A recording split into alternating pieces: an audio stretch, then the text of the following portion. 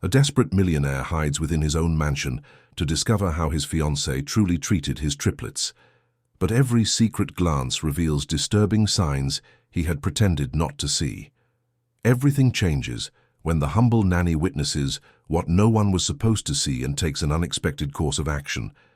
And it is this action that exposes a truth capable of destroying the engagement and saving the 3 children. The early morning in London had not yet fully dawned when Arthur Sterling was startled awake by the shrill cry coming from the room next door. His eyes burned with exhaustion, but his feet were already moving automatically down the hallway of the duplex apartment in Kensington. It was 4:30 in the morning, and this was the 3rd time he had woken up that night. No, he thought as he staggered along, it was the 4th time. He had lost count. In the nursery, decorated in soft shades of blue and beige, 3 white cribs were arranged in a semicircle. Leo was crying forcefully, his face red from the effort. Noah was squirming restlessly, about to start his own concert. Chloe remained quiet, but her little eyes were wide open, observing. Everything with that serious expression Arthur still couldn't decipher in a baby of just 5 months. With gestures that became more precise with each sleepless night, Arthur picked up Leo, rocking him gently as he walked to the dresser where the bottles were kept. The night nanny he had hired 3 weeks ago had quit the previous week, citing family problems. The one before that lasted only 10 days. Arthur knew the real reason, though no one had the courage to say it to his face. 3 babies at once were simply too much for anyone. They were too much. For him too, but he didn't have the option of quitting fatherhood. While warming the bottle in the special device he had bought on the pediatrician's recommendation, Arthur looked out the panoramic window overlooking Kensington Palace Gardens. The first rays of sun were beginning to tinge the sky with orange and pink. Down below, the city was still asleep, oblivious to the silent chaos reigning in that 3,000-square-foot apartment. 6 months. Only 6 months had passed since Eleanor had left, leaving him with 3 newborn babies and an emptiness in his chest that seemed to grow each day. Arthur didn't like to think about that day, about those endless hours at the hospital, about that moment when the doctor came out of the operating room with an expression he would never forget. 3 healthy babies, they said, 3 miracles. But the price had been far too high. Leo finally calmed down as he felt the nipple of the bottle in his mouth. Arthur held him with one arm while moving to pick up Noah with the other, performing the juggling act he had learned out of necessity. Chloe was still quiet, but he knew she would soon demand her turn. She always did, just in a different way, more subtle, more patient. She was just like her mother in that respect. The apartment was large, even luxurious, with imported marble finishes and a privileged view of London. Arthur had bought the property 3 years ago, when Sterling Developments closed the biggest deal in the company's history. At the time, he and Eleanor had planned every detail of the decoration, imagining a perfect life in those spacious and bright rooms. They never imagined he would live there alone with 3 babies, surrounded by dirty diapers, scattered bottles, and expensive educational toys. His children were still too young to use. He sat in the nursing armchair, accommodating Leo and Noah as best he could, while Chloe began to whimper softly. It was an almost imperceptible sound, but one Arthur had learned to recognize as the prelude to an epic crying session. "Just 1 more minute, my love," he murmured to the little girl, trying not to let desperation seep into his voice. "Daddy only has 2 arms." The sentence echoed in the quiet room, and Arthur felt a tightness in his chest. 2 arms, there should have been 4 arms there too. People sharing that moment. But there was only him, always only him, night after night, bottle after bottle, diaper after diaper. The first 2 months after Eleanor's passing were a blur in his memory. Arthur had hired 3 nannies, 1 for each baby, plus a housekeeper and a private nurse. He turned the apartment into a kind of private neonatal ICU, with each professional having specific hours and duties. He paid fortunes, gave generous bonuses, provided everything necessary. But even so, he felt he was just delegating, outsourcing something that should have been his. It was Mrs. Gable, the housekeeper, who had worked with his family for 20 years, who finally had the courage to tell him the truth. "Mr. Arthur," she had said one Sunday afternoon, while he was signing papers in his office, and the nannies were taking care of the triplets. "You need to be present. Money doesn't raise a child. You are leaving these children in the hands of strangers." The words had hurt more than any slap in the face, because they were true. Arthur was hiding behind work, behind employees, behind anything that would prevent him from looking at those three little faces and seeing Eleanor in each of them. Noah had her eyes, Chloe had her smile, Leo had that dimple in his chin that appeared when he cried.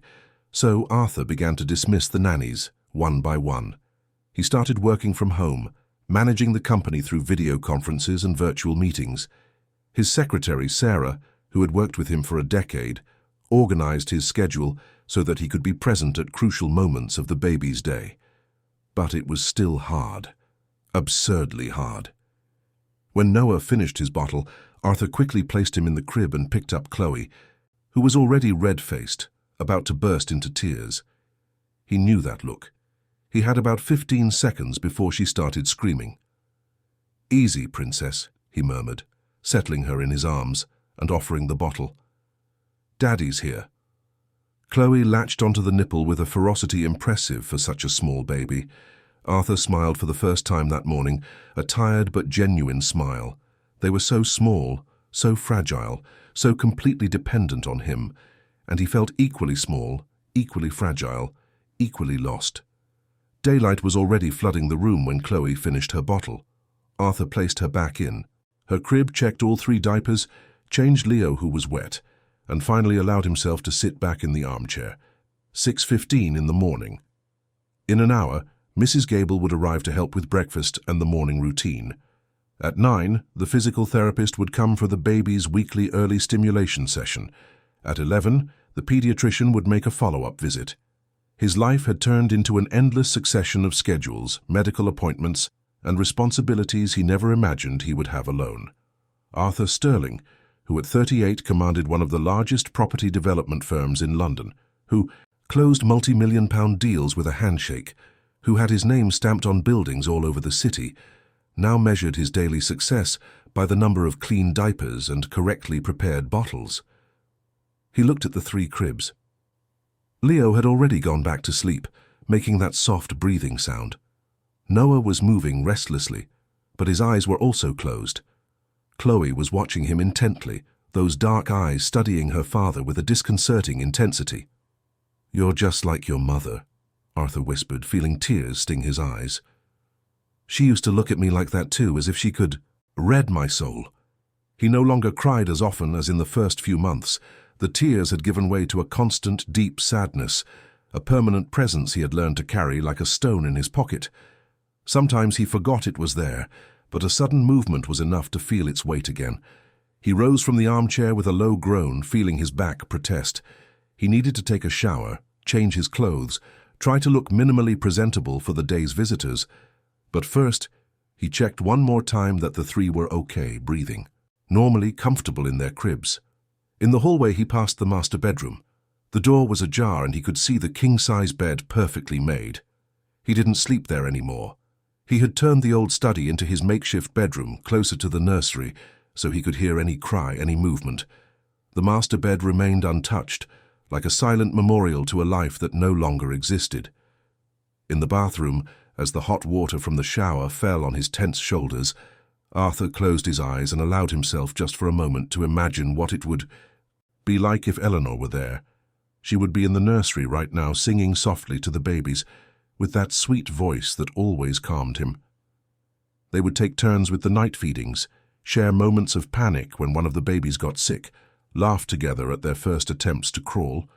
But Eleanor wasn't there, and she never would be again. Arthur finished his shower quickly, put on a pair of jeans and a polo shirt, and went down to the kitchen. He made strong coffee, knowing he would need caffeine to survive the day. While waiting for the coffee maker to beep, he looked at his phone and saw 17 unread messages. His sister, Charlotte, had sent 3 more messages during the night, asking how he was, if he needed help, if he didn't want her to come over for the weekend. Charlotte was a sweetheart, always worried, always willing to help, but she lived in Cambridge, had her own children, her own life. Arthur didn't want to be a burden to anyone. He was already enough of a burden to himself. There were also messages from Mark, his business partner, reminding him of an important meeting next Tuesday with Japanese investors. Arthur sighed. He would have to go in person this time. Some deals couldn't be settled by video conference. He would need to find someone to stay with the babies, someone trustworthy.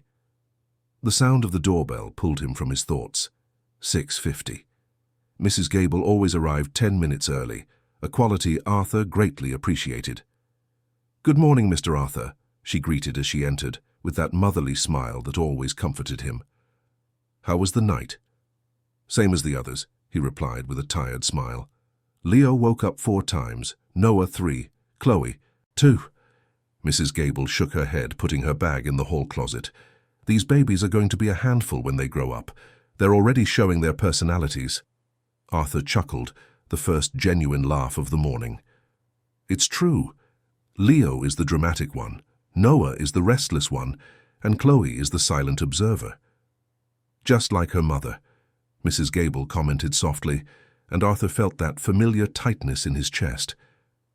"Yes, just like her." The two were silent for a moment, a respectful and understanding silence. Mrs. Gable had been present at all the important moments of Arthur's life. She was there when he graduated with his business degree, when he started the company, when he married Eleanor, when they found out they were having triplets. And she was there on that terrible day at the hospital, holding his hand as he fell apart. "I'll get breakfast started," she said finally, heading to the kitchen. "You need to eat something before the physical therapist arrives. You're getting too thin." Arthur didn't argue. He knew she was right. He had lost almost 20 pounds in the last few months simply because he forgot to eat. Or because he was too busy feeding 3 small mouths to worry about his own. He went back up to the nursery just to check. The 3 were sleeping peacefully now, finally synchronized in their sleep cycles. Arthur leaned against the door, watching them. 3 perfect babies. 3 lives that depended completely on him. 3 reasons to keep waking up every morning, even when loneliness threatened to swallow him whole. His phone vibrated in his pocket. Another message, this time from an unknown number. He hesitated before opening it, but curiosity won. It was an invitation to a charity event next Friday, organized by the London Business Association, a dinner at the Savoy, in aid of institutions that cared for underprivileged children. Arthur usually ignored these invitations. He was not in the mood for social events, for forced smiles and empty conversations about business and investments. But something about that invitation made him pause. Maybe it was the mention of underprivileged children, or maybe it was the loneliness that was beginning to weigh too heavily, even with 3 babies filling every minute of his day. There was a difference between being busy and having adult company, between caring for babies and having a meaningful conversation with someone his own age. Arthur put his phone away without replying to the invitation. He would decide later. For now, he had a whole day ahead of him, full of small but absolute responsibilities. And as he went downstairs to have the coffee Mrs. Gable was preparing, he allowed himself to think, just for a brief moment, that maybe, just maybe, he didn't have to do all this alone forever. The apartment smelled of fresh coffee and toast when he entered the kitchen.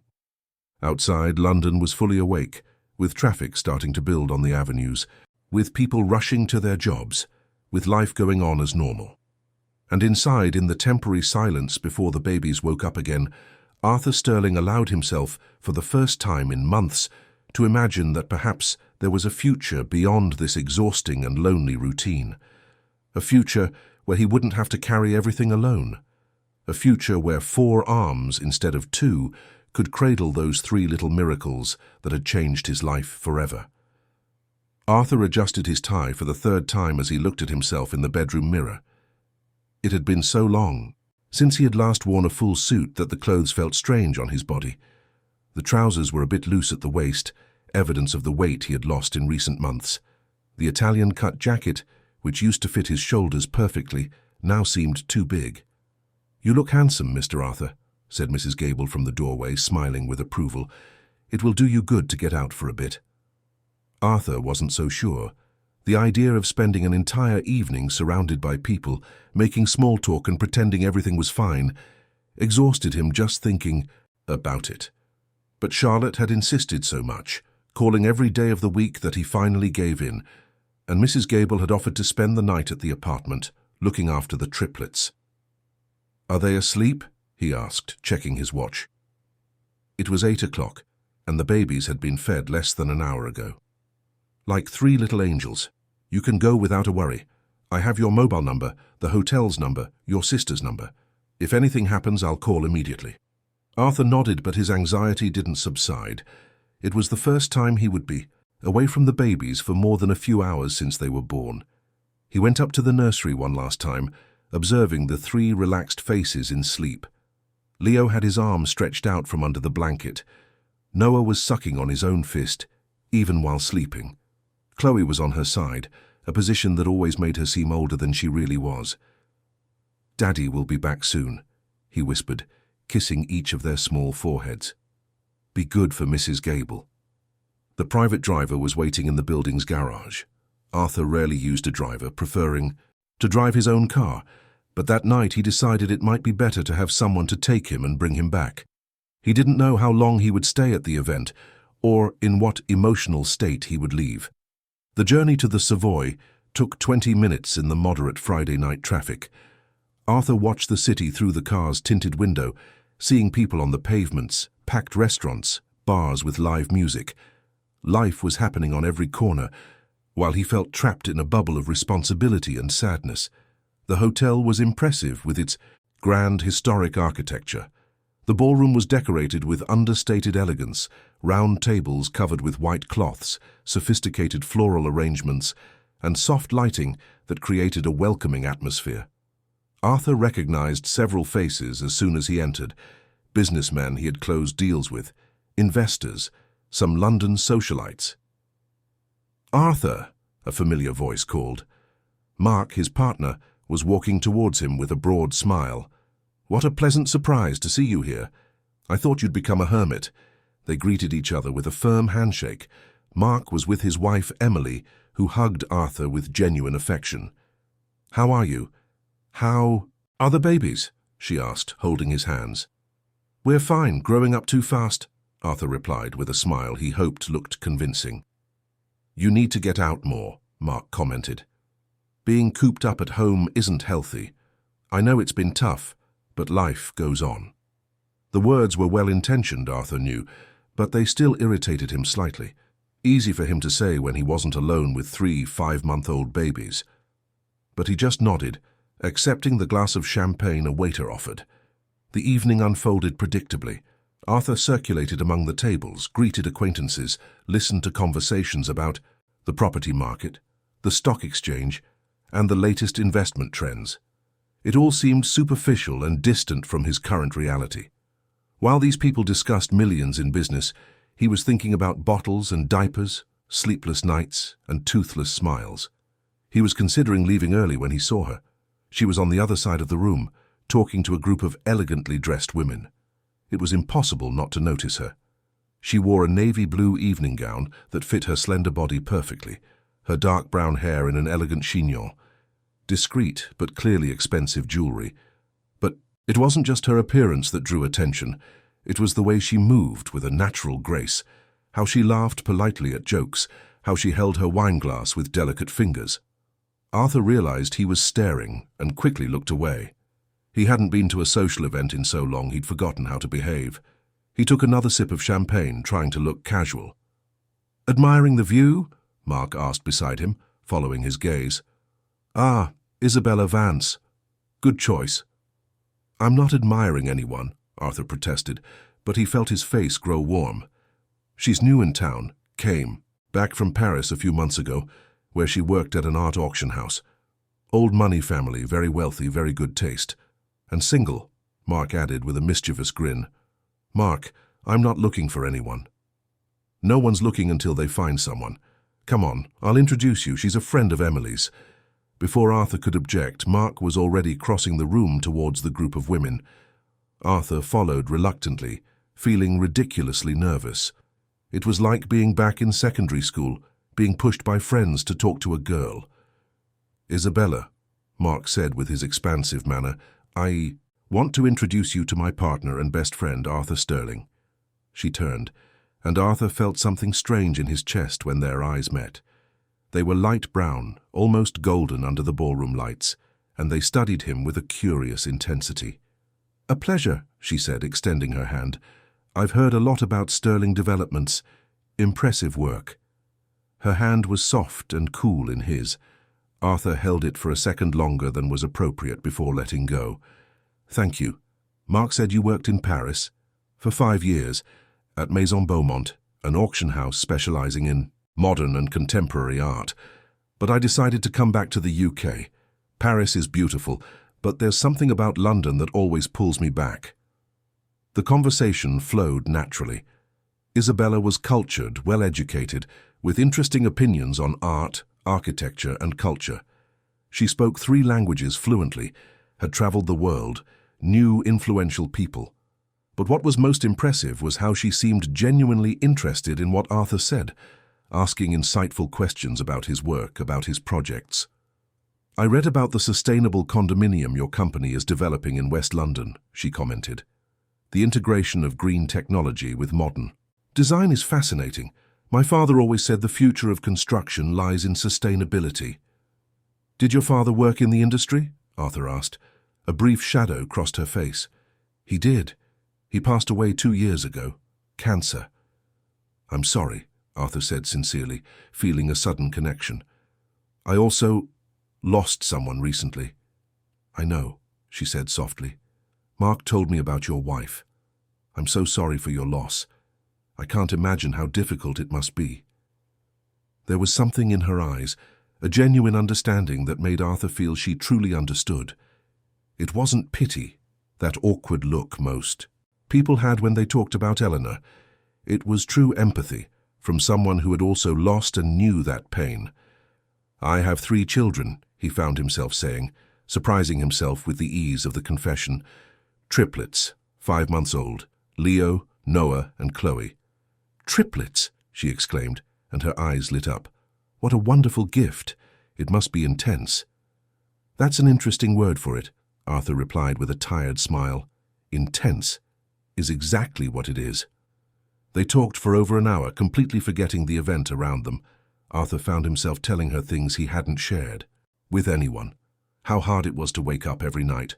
How inadequate he felt as a father. How he was afraid he wouldn't be enough for 3 children who needed so much.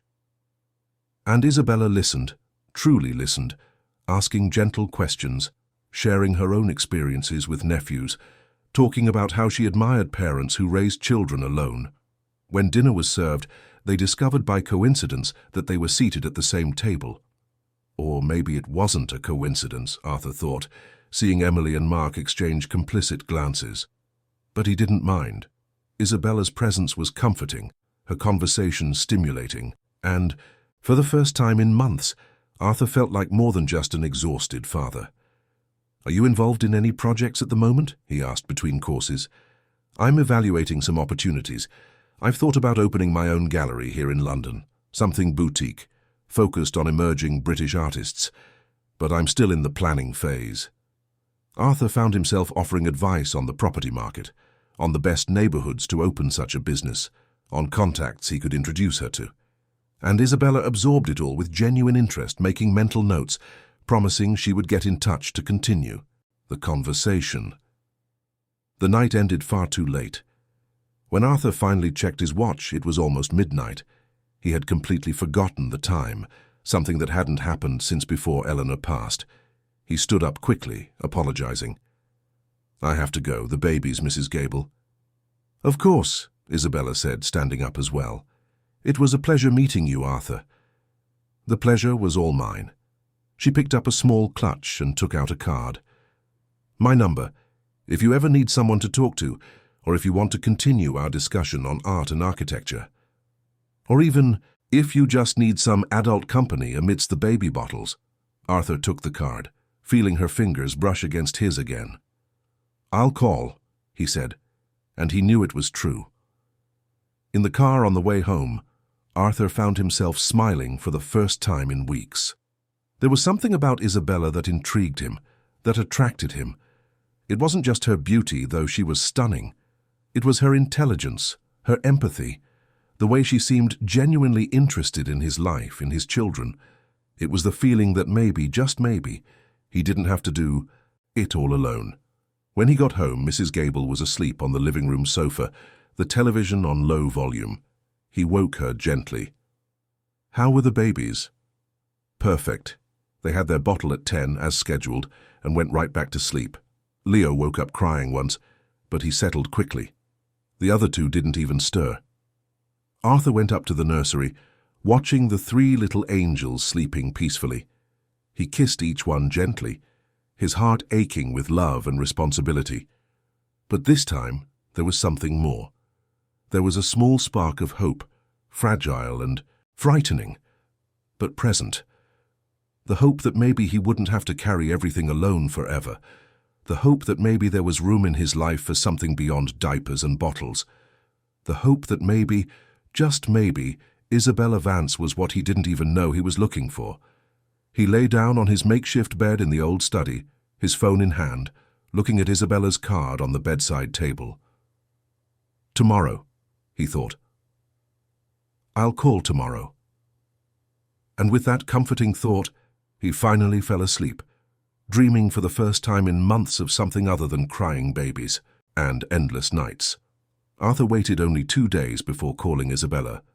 2 days during which he picked up her card countless times, typed the number into his phone, and gave up at the last second. He felt ridiculous, like an insecure teenager. He was 38 years old, ran a multi-million-pound company, was a father of 3. But calling this woman made him nervous in a way he hadn't experienced in years. It was Leo who encouraged him, ironically. On the morning of the second day, while Arthur was changing his diaper, the baby smiled at him for the first time. A real smile, not one of those involuntary smiles babies give in their sleep. Leo looked directly at his father and gave a toothless grin that lit up his little face. Arthur felt his heart melt. He immediately picked up his phone and called Isabella before he could reconsider. She answered on the 3rd ring. "Hello? Isabella? It's Arthur. Arthur Sterling. We met on Friday." "Arthur," she said, and he could hear the smile in her voice. "What a pleasure. I was hoping you'd call."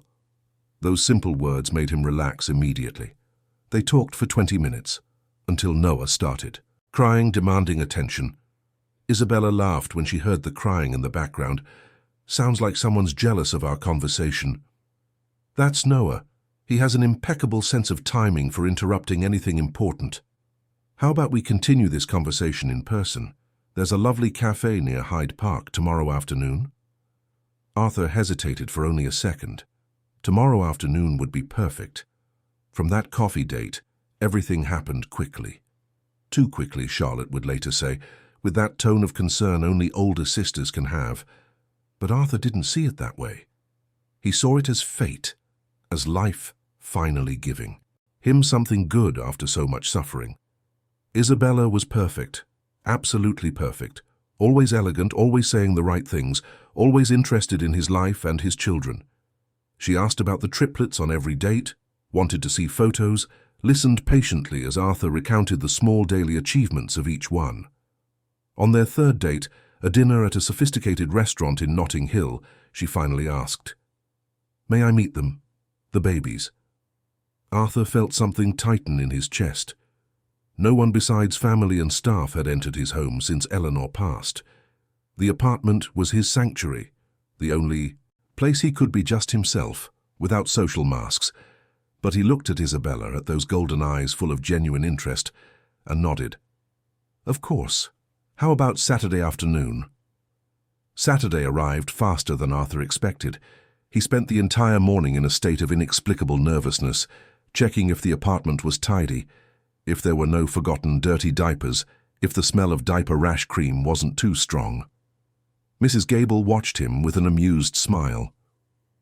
"You're more nervous than when you had that meeting with the Japanese investors," she commented, as she rearranged the educational toys in the nursery for the 3rd time. Arthur didn't deny it. When the doorbell rang at 3 in the afternoon, his heart pounded. Isabella was impeccable, as always. She wore beige tailored trousers and a white silk blouse, low-heeled shoes, her hair loose in soft waves over her shoulders. She carried a bag from an expensive shop on Bond Street. "I hope you don't mind," she said as she entered. "I bought a few little things for the babies. I couldn't resist." Inside the bag were 3 Italian brand baby grows, soft as clouds in pastel shades. They must have cost a fortune. "Isabella, you didn't have to—" "I wanted to. Let me spoil them a little." They went up to the nursery. The 3 babies were awake, lying on an activity mat Arthur had bought on the physical therapist's recommendation. Noah was waving his arms and legs with energy. Leo was watching a colorful mobile hanging above him.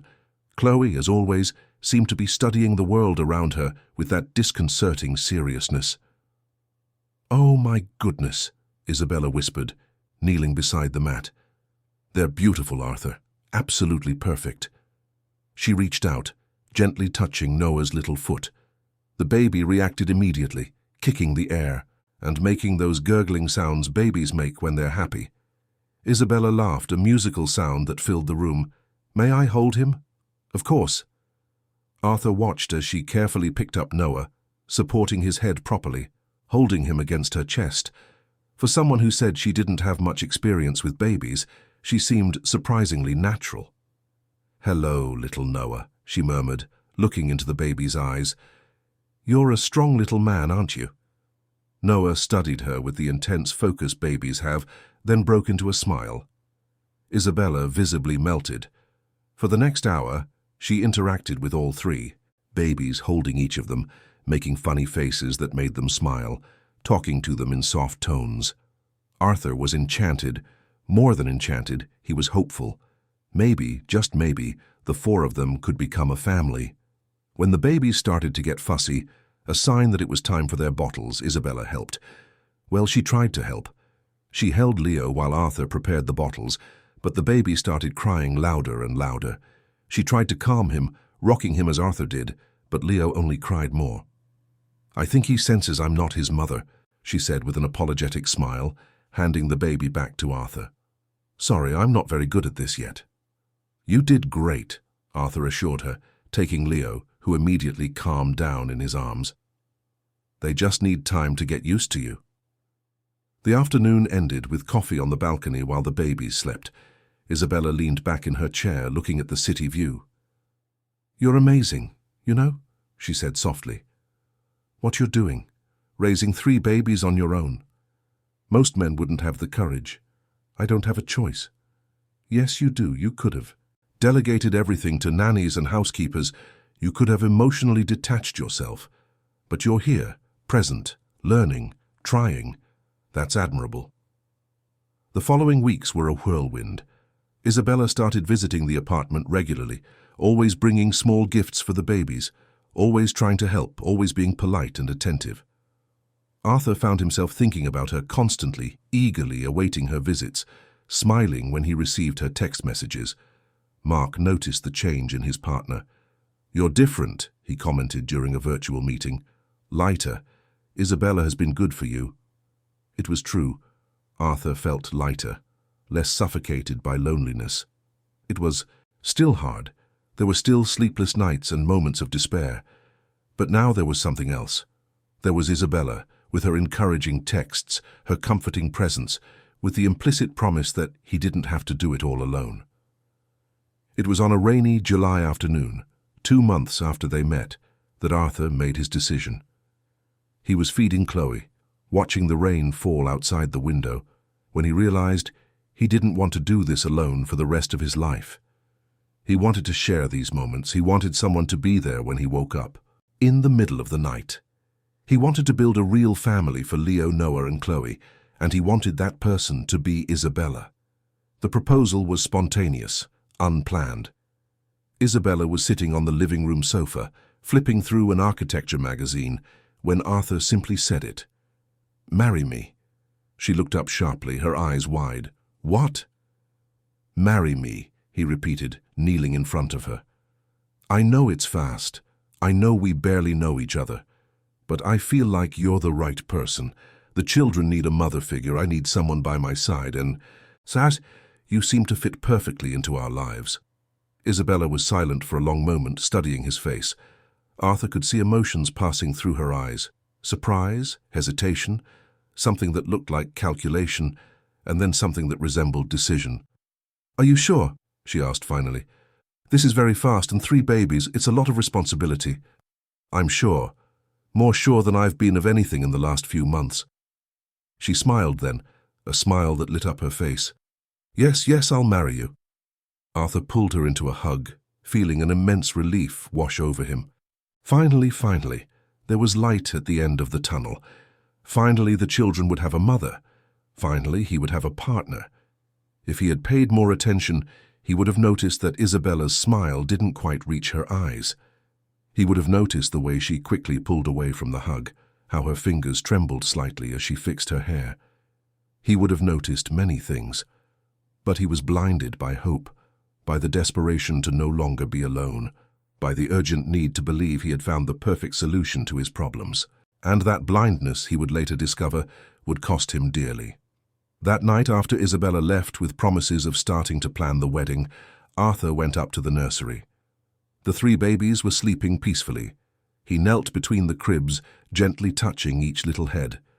"You're going to have a mother," he whispered. "A real family. Everything is going to be all right now." Leo stirred in his sleep, frowning as if in disagreement. But Arthur just smiled, stroking his cheek.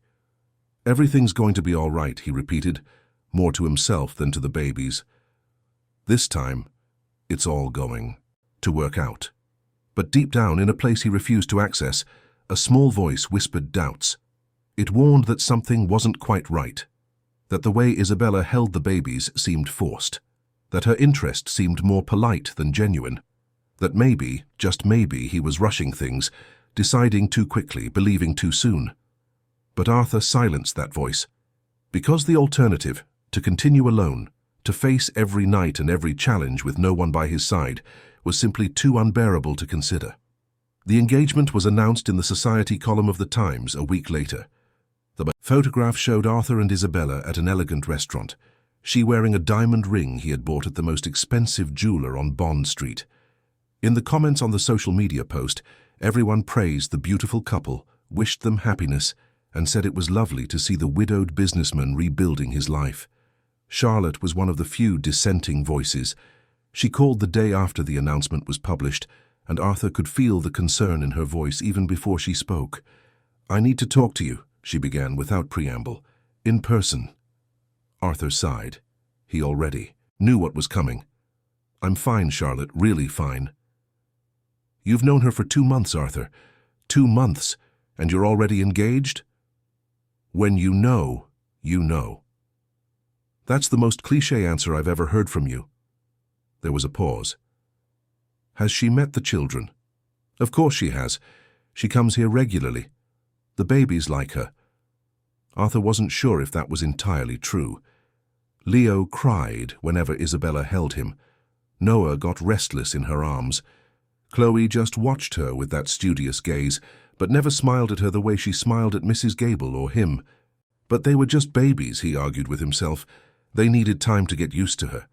"I'm coming over this weekend," Charlotte decided. "I want to meet this Isabella in person." Isabella was excited about meeting her future sister-in-law. She spent the whole week talking about how she wanted to make a good impression, asking Arthur about Charlotte's tastes, suggesting they prepare a special lunch. It was sweet of her, Arthur thought. She was really trying to integrate into the family. Saturday dawned sunny, one of those rare London winter days when the sky is completely blue. Isabella arrived, early, bringing expensive ingredients to help Mrs. Gable prepare lunch. She wore jeans and a pink cashmere sweater, her hair in a casual ponytail that made her look younger. "Where are my boys and girl?" she asked as she entered, with that perfect smile Arthur had grown to love. "In the nursery. They just woke up from their morning nap." "I'll go up and see them." Arthur stayed in the kitchen helping Mrs. Gable, but he could hear sounds from upstairs. Noah was making those happy gurgling noises babies make when they're content. Then he heard the crying. It started. Low then got louder, more insistent. It was Leo. He took the stairs 2 at a time. In the nursery, he found Isabella standing beside Leo's crib, arms crossed, a look of frustration on her face.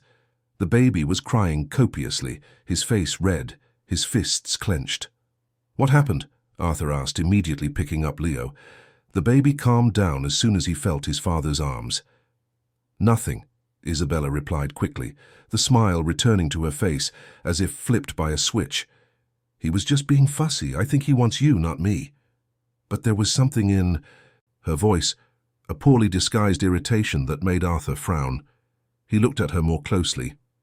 Isabella was fixing her hair, that perfect smile fixed on her face, but her eyes looked cold, distant. "Are you okay?" he asked. "Perfectly fine. I'm going downstairs to help Mrs. Gable. Charlotte should be here any minute." She left the room quickly, the sound of her heels echoing on the stairs. Arthur stood with Leo in his arms, the baby now completely calm, sucking on his own fist. Something about that scene bothered him, but he couldn't pinpoint exactly what it was. Charlotte arrived at 11:30, carrying bags full of gifts for her nephews and niece. She was 5 years older than Arthur, had 2 teenage children, and possessed that sharp maternal instinct that came with years of experience. She hugged her brother tightly, then ran upstairs to see the triplets. "They've grown so much," she exclaimed, picking up Chloe. "Wow, this little girl has such an intense gaze, just like Eleanor." The name Eleanor created an uncomfortable silence in the room. Arthur rarely spoke about his wife with Isabella. It seemed unfair somehow to constantly bring up the first wife in a new relationship. Isabella entered the room at that moment, and Arthur made the introductions. The 2 women greeted each other politely, but he could feel the tension in the air. Charlotte studied Isabella with critical eyes, while Isabella maintained her perfect smile, perhaps a little too forced. Lunch was cordial but tense. Charlotte asked direct questions that Isabella answered elegantly, but always a bit evasively. They talked about trivialities, about London, about the weather, carefully avoiding the obvious topic, the hasty marriage. It was only when the babies started crying all at once, something that often happened around feeding time, that the true nature of the situation revealed itself. "I'll prepare the bottles," Arthur said, getting up from the table. "I'll help," Charlotte offered. Isabella stayed in the living room with the 3 crying babies. Arthur expected her to pick up at least one of them, to try to calm them, but when he returned from the kitchen 5 minutes later with the bottles, he found a scene that chilled him to the bone. Isabella was sitting on the sofa, scrolling through her phone while the 3 babies cried desperately in their portable bassinets. She wasn't even looking at them. She had a look of barely concealed annoyance on her face, as if the crying were a personal inconvenience she was politely tolerating. "Isabella," Arthur called, and she looked up quickly, the smile instantly returning. "Oh, you're back. They're hungry, poor little things." But she hadn't done anything. She hadn't picked any of them up, hadn't tried to console them, nothing. She had just sat there, waiting for Arthur to return. Charlotte noticed too. Arthur could see it in his sister's eyes, in that expression she had when she disapproved of something but was too polite to say it in front of strangers. The rest of the afternoon was uncomfortable. Isabella tried to compensate, being overly attentive to the babies when Arthur or Charlotte were watching, making sweet comments about how beautiful they were, how she couldn't wait to be their stepmother. But there was something performative in her actions, as if she were playing a role. When Charlotte left at the end of the afternoon, she pulled Arthur aside. "I need to talk to you," she said in a low voice. "I know what you're going to say. Then you know I'm worried." "Arthur." She barely looked at the babies all day. When they cried, she just ignored them. That's not normal. "She's nervous. She wanted to make a good impression on you and got tense." "That wasn't nervousness. It was indifference." "You're being unfair. She's trying. She's adapting." Charlotte held her brother's hands, looking him in the eyes. "Arthur, I know you're lonely. I know how hard it is raising 3 babies alone, but you can't marry someone just because you need help. It has to be the right person. And Isabella is the right person." "Are you sure, really sure?" Arthur pulled away, annoyed. "Yes, I'm sure, and I'd appreciate it if you supported my decision instead of creating problems." Charlotte sighed, picking up her bag. "All right, I just ask you to be careful, okay? To pay attention. Sometimes loneliness makes us see things that aren't there." After she left, Arthur went up to the nursery. Isabella was there watching the babies who were sleeping peacefully after their feeding. She didn't hear him enter, and for a moment Arthur could observe her unnoticed. What he saw made him uneasy. Isabella was looking at the babies with an expression he had never seen before. It wasn't tenderness. It wasn't love. It was something close to assessment. As if she were calculating something, measuring something. Her lips were pressed into a thin line, and there was a tension in her shoulders that wasn't there when she knew she was being watched. Arthur cleared his throat, and instantly her expression changed. The smile returned, her shoulders relaxed, her eyes softened. "They're so cute when they're sleeping," she said softly.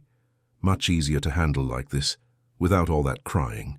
It was a joke, it had to be a joke, but something in her tone of voice put Arthur on alert. For the first time since he met her, a real doubt began to form in his mind. What if Charlotte was right? What if he was rushing things? What if Isabella wasn't really the perfect person she seemed to be? But then she came closer, put her hand on his arm, looked at him with those golden eyes full of apparent affection and whispered, "We're going to make this work, Arthur. We're going to be a real family, I promise." And he wanted to believe her. He wanted to believe it so badly that he suppressed the doubts, ignored the signs, refused to see what was right in front of his eyes, because the alternative, admitting he had made a mistake, that he was about to bring someone into his home and his children's lives who might not be suitable, was simply too terrifying. So he smiled back, kissed her forehead, and said, "I know we will, I trust you." But that night, after Isabella left, after the babies were all fed and asleep, Arthur lay awake in the dark for hours, replaying every moment of the day, every expression on Isabella's face, every reaction she had to the babies, and the doubt, small but persistent, began to grow in his chest like a dark seed that had been planted and was now beginning to sprout. The idea of the cameras came to Arthur during a sleepless night, 3 weeks after Charlotte's visit. It was 4 in the morning, and he had just calmed Leo after a particularly intense crying session. He was on his way back to his room when he passed the study and saw his laptop open on the desk, the screen showing the website of a security company he had consulted months ago, thinking about reinforcing the apartment's security. Security cameras, discreet, high definition, with remote access from his phone. At first, Arthur dismissed the thought. It was invasive, it was wrong, it was a breach of trust. But the doubt that had been planted that day with Charlotte continued to grow, fueled by small incidents he tried to ignore, but that accumulated in his mind. Like that afternoon when he came home early and heard Isabella talking on the phone in the study. She hadn't seen him, and her voice had a tone he had never heard before. Cold, calculating, talking about investments and financial returns. When he entered the room, she quickly hung up, that perfect smile already in place, saying it was just her broker discussing investments. Or like the week before, when Chloe cried for over half an hour, and Isabella simply didn't go up to the nursery, even though she was home. She later said she hadn't heard that she was wearing headphones listening to music, but the headphones were off when Arthur checked them later. Or that time he found Noah with a bruise on his little arm, and Isabella said the baby had moved around a lot in his crib and hit the rail. But the doctor commented that the mark looked like it was from pressure, not impact. They were small things, easily explainable, maybe even coincidences. But together they formed a pattern that made Arthur increasingly uneasy. The wedding was set for 2 months from now. The invitations had already been sent, the caterer booked, the venue reserved. And the closer the date got, the more Arthur felt trapped in a snare of his own making. Because if he was wrong, if he was just being paranoid and he called off the wedding, he would lose Isabella. He would be alone again. And the idea of facing more years of loneliness, of endless nights caring for the triplets with no one by his side, was terrifying. But if he was right, Arthur couldn't complete that thought. He couldn't imagine what it would mean if his suspicions were confirmed. What kind of person had he brought close to his own children? That's why, on a Thursday morning, While Isabella was at a meeting about her art gallery and Mrs. Gable had taken the babies for a routine pediatric checkup, Arthur called the security company. The technician arrived within 2 hours. He was a young, efficient man who asked no questions when Arthur requested discrete cameras in specific locations. One in the nursery, camouflaged in a teddy bear on the shelf. One in the living room, hidden in a picture frame. One in the upstairs hallway, all with audio, all with a live feed to his phone. When the technician left, Arthur stood in the middle of the living room, looking at the seemingly innocent objects that now contained his electronic eyes. He felt dirty, dishonest, but he also felt a strange relief. Now he would know the truth. For, better or worse, he would know. He didn't tell Isabella about the cameras, he didn't tell anyone. It was his dark secret, his desperate measure of a man who didn't trust his own instincts, but also couldn't ignore them. The first few days of observation were frustrating. Isabella behaved perfectly when she was with the babies. She spoke sweetly to them, changed diapers when necessary, prepared bottles. Arthur began to feel guilty. Maybe he really was being paranoid. Maybe Charlotte had planted unfounded doubts in his head. It was on the 4th day that everything changed. Arthur was in a virtual meeting in his study when his phone vibrated with a notification from the camera app. Motion detected in the nursery. It was a Tuesday afternoon, and Isabella had offered to stay with the babies while Mrs. Gable ran some personal errands. With his heart pounding, Arthur opened the app. The image was crystal clear. Isabella was in the nursery, her back to the camera, next to Chloe's crib. The baby was crying, that high-pitched cry that indicated hunger or discomfort. Noah was also starting to cry in his crib. Arthur watched, waiting for Isabella to pick up Chloe, to try to calm the babies, but she didn't move. She just stood there looking at the crying baby. Then, and Arthur felt his blood run cold, she spoke. Her voice was low, but the camera's audio picked it up perfectly. "You can cry all you want. It won't do any good." Arthur stopped breathing. There was something in her tone, a coldness he had never noticed before. Isabella continued talking as if to herself. 2 months. Just 2 more months and it's done. Then we'll sort this out. You'll go far away, somewhere you won't bother me anymore, and I'll be left with everything that matters. Chloe was crying louder now, her little face red from the effort. Noah was screaming too. Leo, in the 3rd crib, began to stir. Isabella sighed loudly, a sound of pure irritation. What an unbearable noise. How does anyone stand this voluntarily? She finally picked up Chloe, but abruptly, without supporting her head properly. The baby cried even louder. Isabella held her with one arm while scrolling through her phone with the other. Then her face lit up with what looked like a smile, but it wasn't the sweet smile she always showed him. It was a calculating, almost predatory smile. 300 million, she murmured, looking at her phone screen. It's worth putting up with these noisy things for a few more months. Definitely worth it. Arthur felt nausea rise in his throat. His hands were shaking so much he almost dropped his phone. This couldn't be real. This couldn't be the same woman who had comforted him in his darkest moments, who had promised to be a mother to his children, who had said she loved him. On the phone screen, Isabella finally put Chloe back in the crib, but carelessly, almost tossing the baby. Chloe cried even louder. Noah was screaming. Leo was now crying desperately too, and Isabella simply walked out of the room. Arthur watched, shocked, as she went downstairs to the living room, leaving the 3 babies crying alone in the nursery. She poured herself a glass of wine from the cellar, sat on the sofa, and turned on the television. The babies' screams could be heard clearly through the phone's monitor, but she just turned up the TV volume. Arthur ended the work call without explanation, grabbed his car keys and drove home like a madman, braking. Every speed limit. His heart hammered in his chest, his hands were sweating, his mind was a whirlwind of chaotic thoughts. But when he arrived home 20 minutes later, everything was different. Isabella was in the nursery, holding Leo, rocking him gently. The other 2 babies were calm in their cribs. She was softly humming a lullaby. "Arthur," she exclaimed upon seeing him at the door, that perfect smile in place. "You're back early. The little ones were a bit fussy, but they've settled down now." He stood there looking at her, unable to speak. Was this the same woman? Who minutes ago had spoken so coldly about his children? The same one who had left them crying while she drank wine? "Are you all right?" Isabella asked, frowning with concern. "You're pale." "I'm fine. Just missed the kids." "How sweet," she said, placing Leo back in his crib. "They missed you too." It was all so convincing, so perfectly normal. If Arthur hadn't seen the recordings, he would never have suspected a thing, and that's what terrified him the most. The ease with which Isabella transitioned between the two versions of herself, the loving, dedicated woman she showed him, and the cold, calculating woman she was when she thought no one was watching. That night, after Isabella left with kisses and promises to return the next day, Arthur locked himself in the study and watched the recordings over and over. Every word, every expression, every gesture, looking for some alternative explanation, some way to interpret it less sinisterly.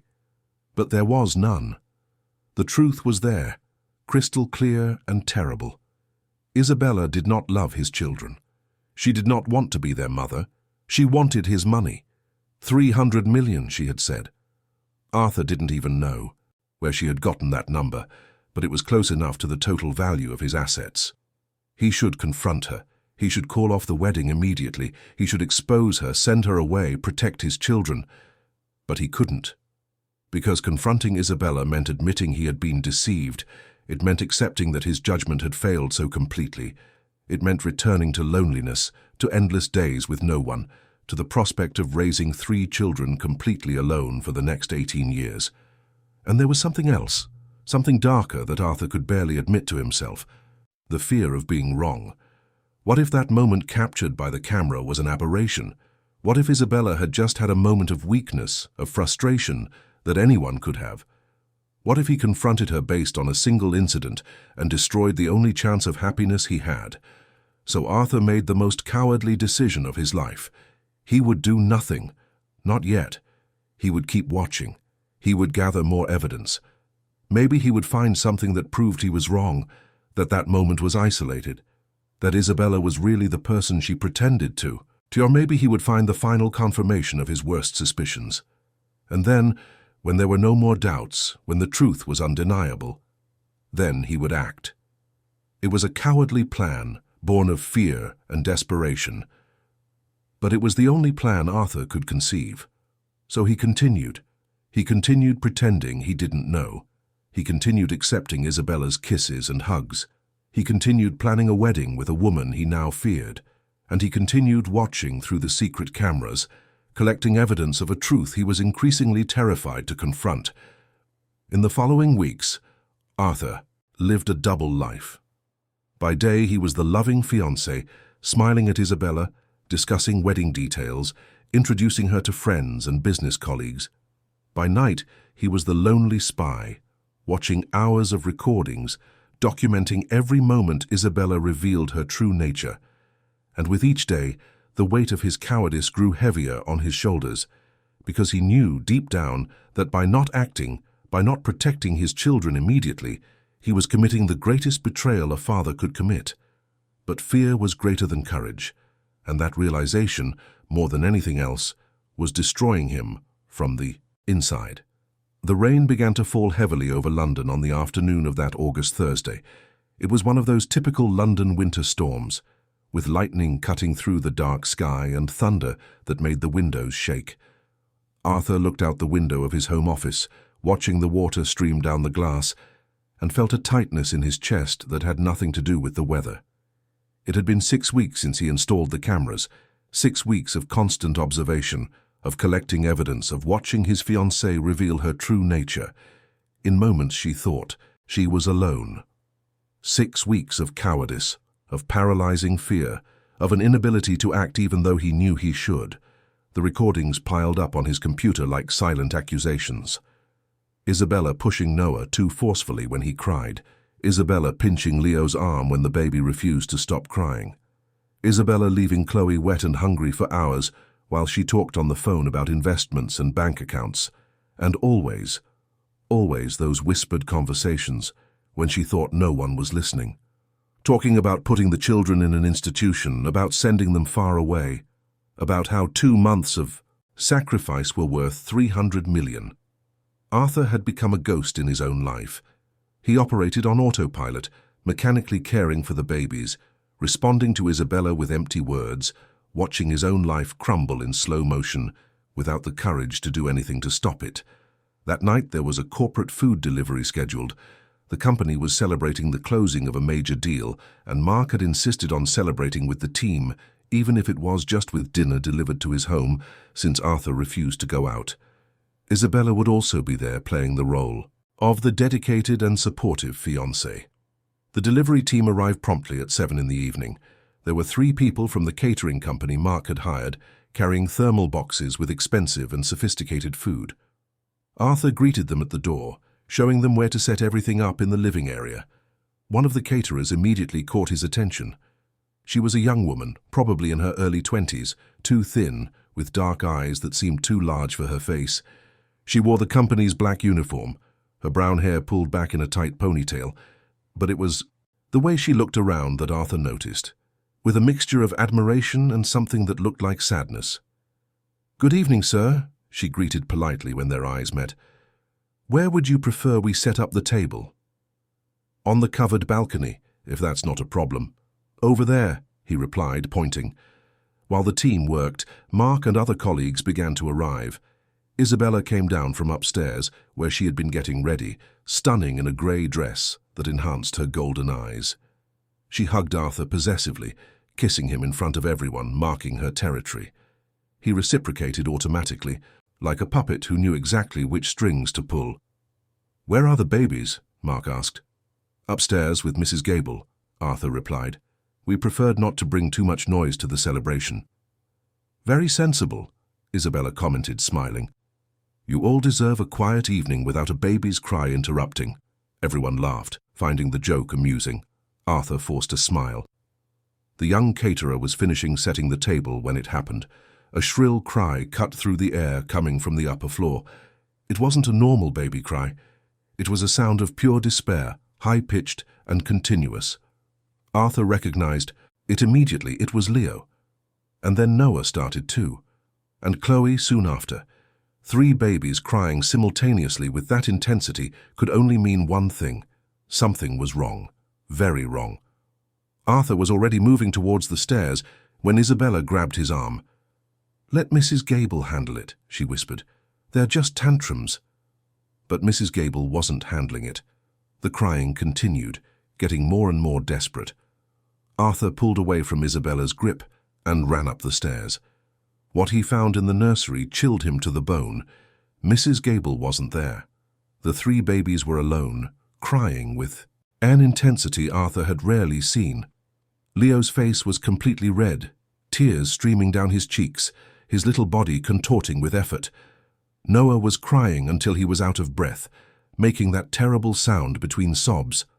Chloe, always the quietest, was screaming as if her life depended on it. And Isabella was there. She was sitting in the nursing armchair that Eleanor had chosen, scrolling through her phone, completely oblivious to the baby's suffering. Or not, Arthur realized with horror. She wasn't oblivious. She was aware and choosing to ignore it. "Isabella," he called, and she looked up, that perfect smile already forming. "Oh, Arthur, I sent Mrs. Gable to rest. She had a headache. I said I'd look after them." "But you're not looking after them," he exploded, picking Leo up. The baby immediately began to calm down in his father's arms. "They need to learn they can't always get immediate attention," Isabella replied, and there was a coldness in her voice that Arthur had never heard in front of him. "It's important for their development." But before Arthur could respond, he heard quick footsteps on the stairs. He turned and saw the young caterer standing in the nursery doorway, her face pale, her wide eyes fixed on the crying babies. "I'm sorry, sir," she said, her voice trembling. I heard the crying and—" Then she started to cry. Tears streamed down her face as she looked at Noah and Chloe, still crying desperately in their cribs. Arthur was confused, not knowing what to do, holding Leo, who was finally calming down. "Who are you?" Isabella demanded, rising from the armchair. "How dare you come in here?" "I'm Grace," the young woman replied, wiping tears with the back of her hand. "Grace Miller. I work for the catering company, and I recognize that cry." "What cry?" Arthur asked, shifting Leo to one arm and picking up Noah with the other. "The cry of despair, when babies are being neglected. My little sister. She—" Grace trailed off, her voice breaking. "She passed away when I was 16. She used to cry like that, and nobody helped." The silence that followed was broken only by Chloe's sobs.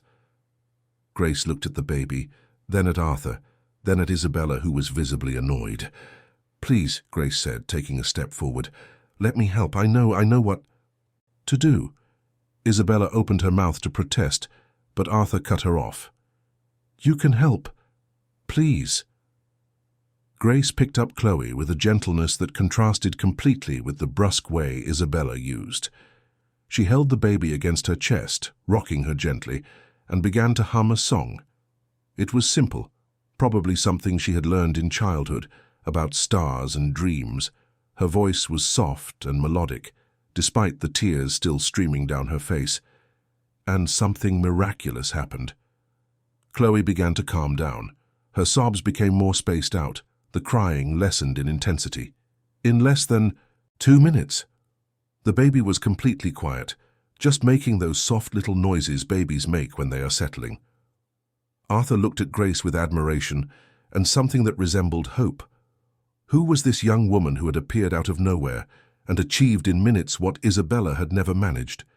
"You have a way with them," he said softly. Grace smiled, but it was a sad smile. "I had a sister. She taught me a lot before she passed." Isabella, Arthur noticed, was furious. He could see it in the tension of her jaw, in the way her fingers gripped her phone. But she kept the perfect smile on her face, the one Arthur now recognized as a mask. "How kind of you to help," Isabella said, but her voice was icy. "But I'm sure you have work to do downstairs. We don't want your bosses to worry." It was a thinly veiled dismissal. Grace understood and nodded, placing Chloe back in the crib with infinite care. The baby whimpered a little but didn't start crying again. "I'm sorry for the intrusion," Grace said, looking at Arthur. I couldn't ignore it." "I understand," he replied, "and I appreciate it. I really do." Grace went downstairs quickly, and Arthur could hear her team calling for her. He stood there, holding Leo and Noah, both now calm, looking at Isabella, who was looking back at him with an expression he couldn't decipher. "That was inappropriate," she said finally. "A complete stranger coming up here without permission. She helped more in 2 minutes than—" Arthur stopped, realizing what he was about to say. "Than what?" Isabella challenged, and for the first time the mask slipped completely. "Than me?" The moment was interrupted by Mark calling from downstairs. "Arthur, the food's getting cold." Isabella instantly regained her composure. "Let's go down. Your guests are waiting." And she walked past him, leaving a trail of expensive perfume. Arthur stood there for another moment, looking at the 3 now calm babies. Leo had fallen back asleep in his arms. Noah was yawning. Chloe was watching him with those serious eyes that always made him think of Eleanor. And for the first time in 6 weeks, since he installed the cameras, since he started observing and documenting but not acting, Arthur felt something different from paralyzing fear.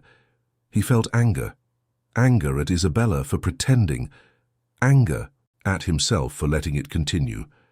And strangely, he also felt a spark of something that resembled hope. Because he had seen in that young woman's eyes, in that stranger who had come upstairs without permission, something he had never seen in Isabella's eyes. Genuine love, true concern, the kind of care that cannot be faked. He went downstairs slowly, the babies now in the arms of Mrs. Gable, who had appeared, embarrassed, saying that Isabella had insisted she rest. The party continued on the balcony, laughter and business talk filling the air. Isabella was at the center of it, all telling some funny story, making everyone laugh. And Arthur, watching her perform, realized that something had changed inside him. The fear was still there, the cowardice still paralyzed him, but now there was also a small flame of determination. Because if a stranger could come up his stairs and show more love for his children in 2 minutes than his fiancée had in months, then something was deeply, terribly wrong. And maybe, just maybe, it was time to finally do something about it. Isabella's decision took Arthur completely by surprise. It was the day after the catering night, during breakfast, when she brought up the subject. "I was thinking about that young woman from last night," she said casually, stirring sugar into her coffee.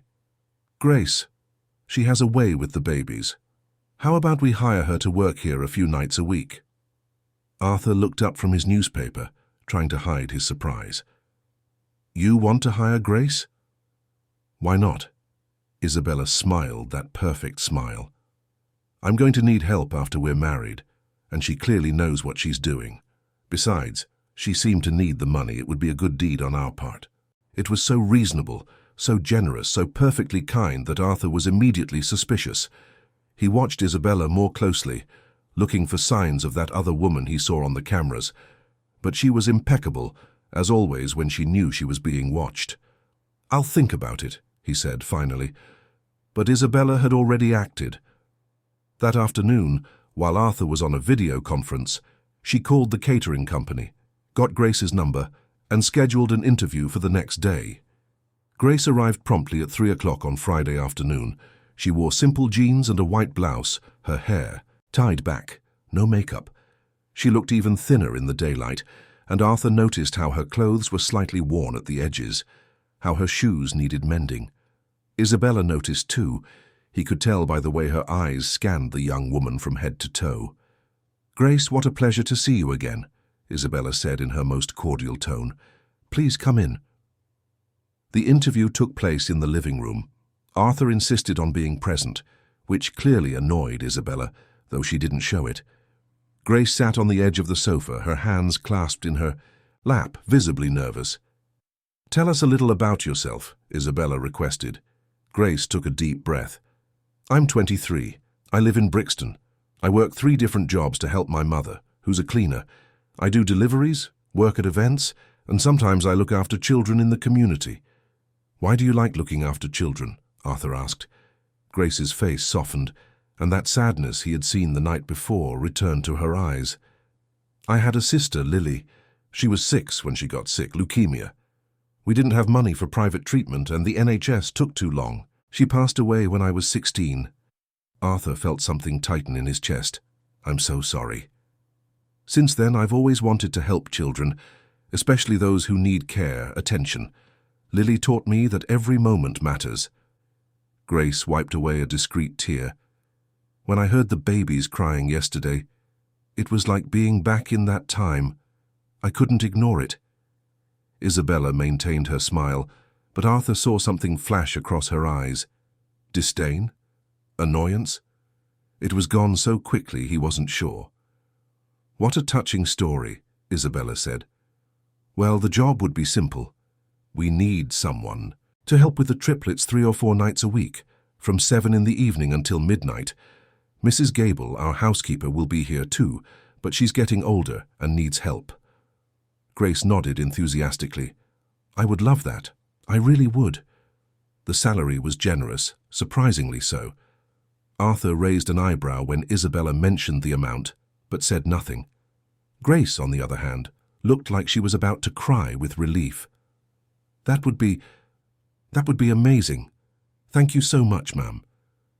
"You can start on Monday," Isabella said, extending her hand. "Welcome to a little family." After Grace left, Arthur confronted Isabella. "Why did you do that?" She looked at him with those golden eyes, the picture of innocence. "Do what?" "Hire Grace. Why did you really hire her?"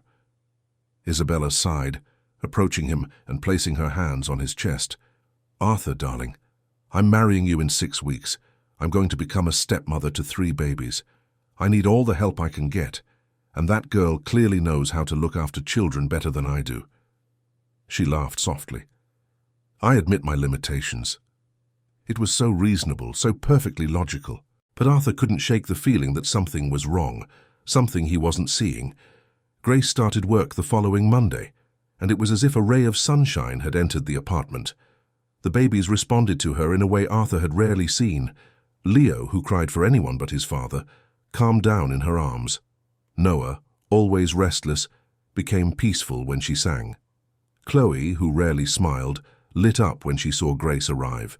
She had a natural, instinctive way. She knew when the babies were hungry before they even started crying. She knew lullabies that calmed them instantly. She changed diapers efficiently, prepared bottles at the exact temperature, played with them in ways that stimulated their development.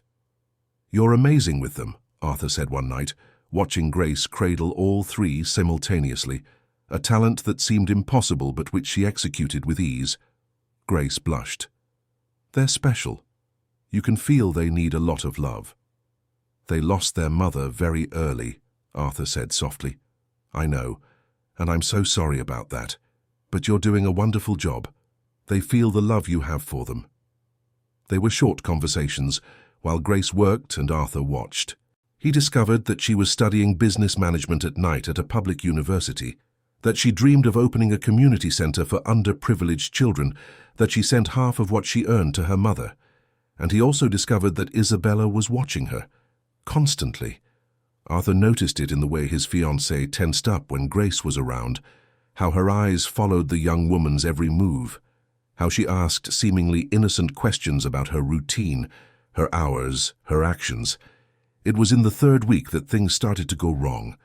Arthur was in his study when he heard the cry. It wasn't the baby's normal cry. It was a cry of pain, sharp and terrified. He ran to the nursery and found Grace holding Noah, who was screaming inconsolably, his little face contorted. "What happened?" he demanded, taking the baby from her arms. Grace was pale, her hands shaking. "I don't know, I swear I don't know, he was fine. And then he suddenly started crying like this. I think it's his tummy." Arthur inspected Noah, and his heart froze when he felt the baby's temperature. He was hot, a fever. "He has a fever." They took Noah to the A&E immediately. The diagnosis was mild food poisoning. "Something in the bottle," the doctor said. "Fortunately, it's not serious, but he'll need hydration and observation." Arthur was confused. How could it be the bottle? He supervised the preparation of all of them himself. He returned home in the middle of the night, exhausted and worried, leaving Noah under observation at the hospital with Mrs. Gable. It was then that Isabella planted the first seed of doubt. "Arthur," she began softly, as they had tea in the kitchen, "did you see who prepared the bottle Noah drank?" "I prepared them all this morning." "But during the day, Grace was here, wasn't she?" Arthur paused, his cup in mid-air. "Are you suggesting that Grace—" "I'm not suggesting anything. I'm just observing the facts. Noah got sick after drinking a bottle during her shift." "That's absurd. Grace would never do something like that." Isabella held up her hands in surrender. "You're right. I'm sorry. I'm just worried." But the seed was planted, and in the following weeks more incidents occurred. Leo woke up crying one night after Grace had been there, with a terrible diaper rash, as if his diaper hadn't been changed for hours. An expensive piece of Isabella's jewelry disappeared from her dresser after a day Grace had worked. A very expensive vase that had belonged to Arthur's mother was found broken, and Mrs. Gable swore it was intact before Grace arrived. Grace denied everything, of course. With tear-filled eyes, she swore she hadn't done any of it, that she cared for the babies with all her heart, that she would never steal, that she didn't know how the vase had broken. And Arthur wanted to believe her. He really did. But the evidence was piling up, and Isabella, always so understanding, always so reasonable, simply pointed out the facts with that soft, concerned voice.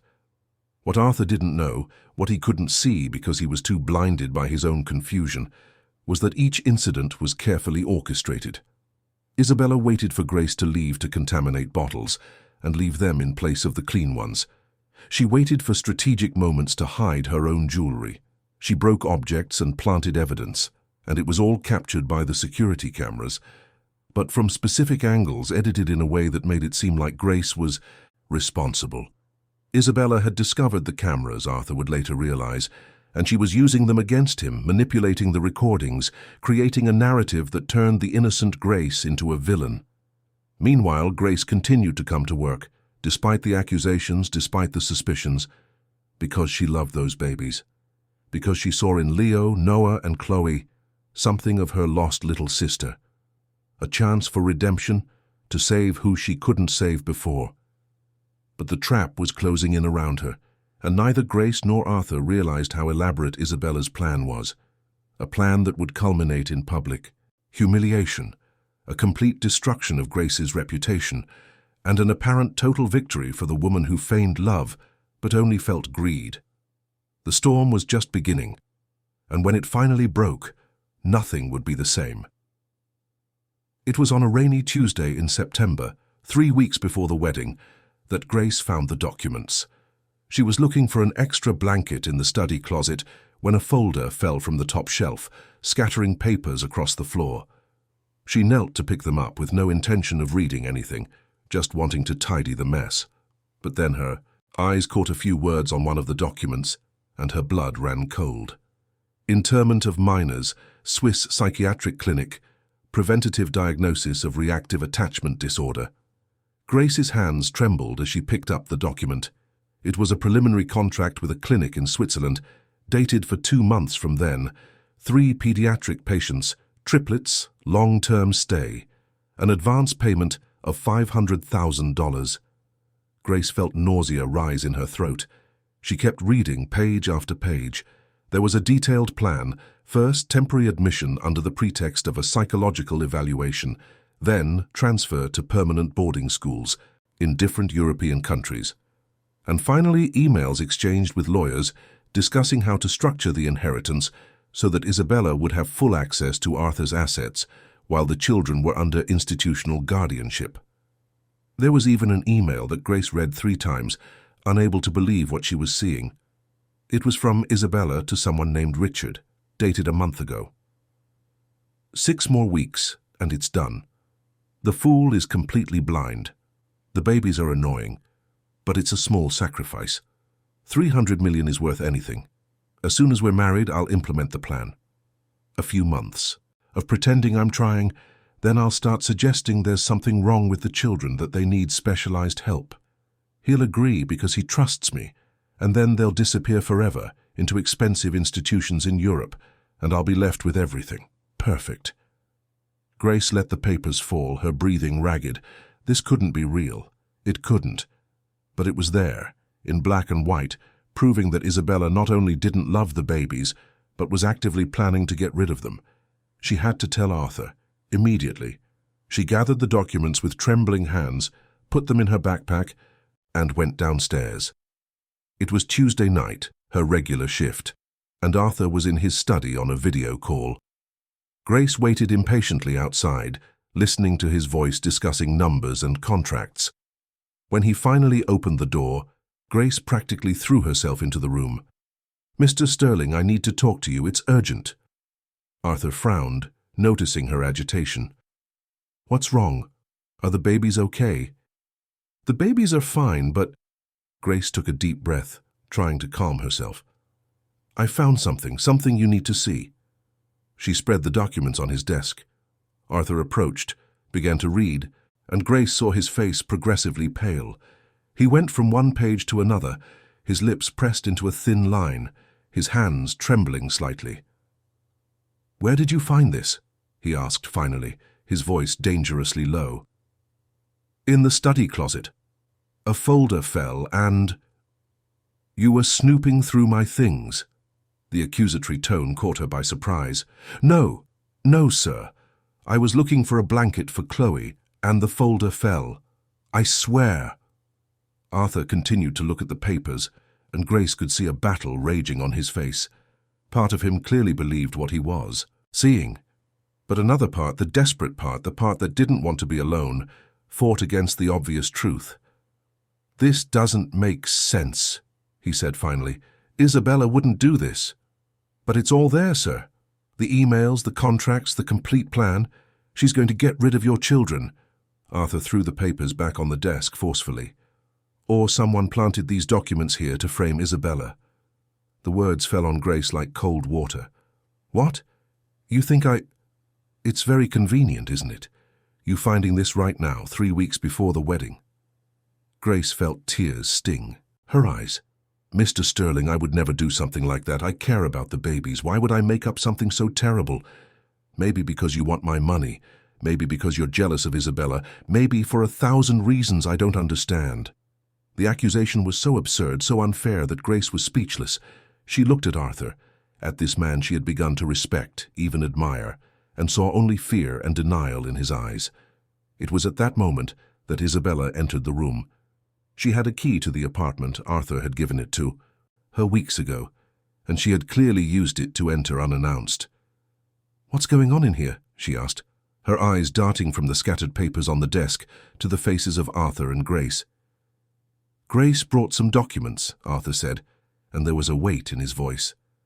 "Documents that supposedly prove you're planning to put the children in clinics in Europe." Isabella froze for a second, but only a second. Then her face contorted into an expression of shock and hurt.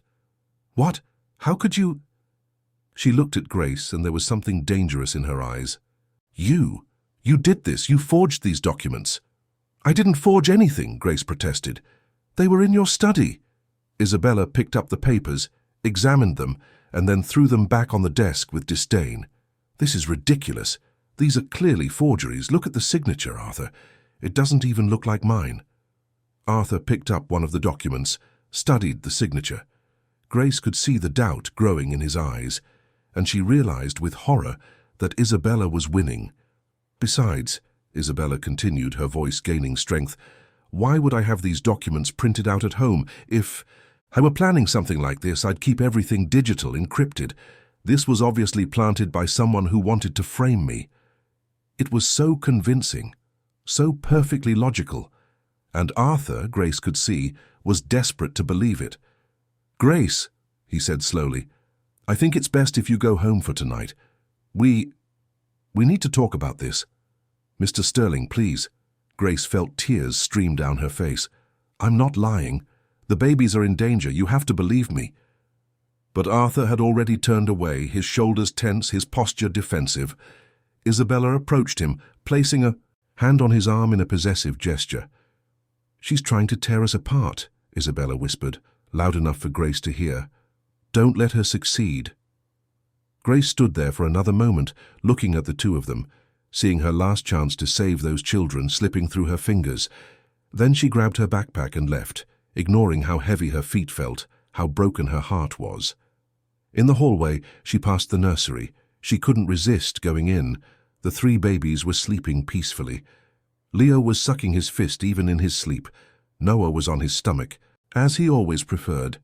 Chloe had her arms stretched up as if in surrender. "I tried," Grace whispered, kissing each of their foreheads. "I tried to save you." She went downstairs with a heavy heart, but as she waited for the bus in the fine rain, her damp clothes clinging to her body and the feeling of failure suffocating her, Grace made a decision. She would not give up.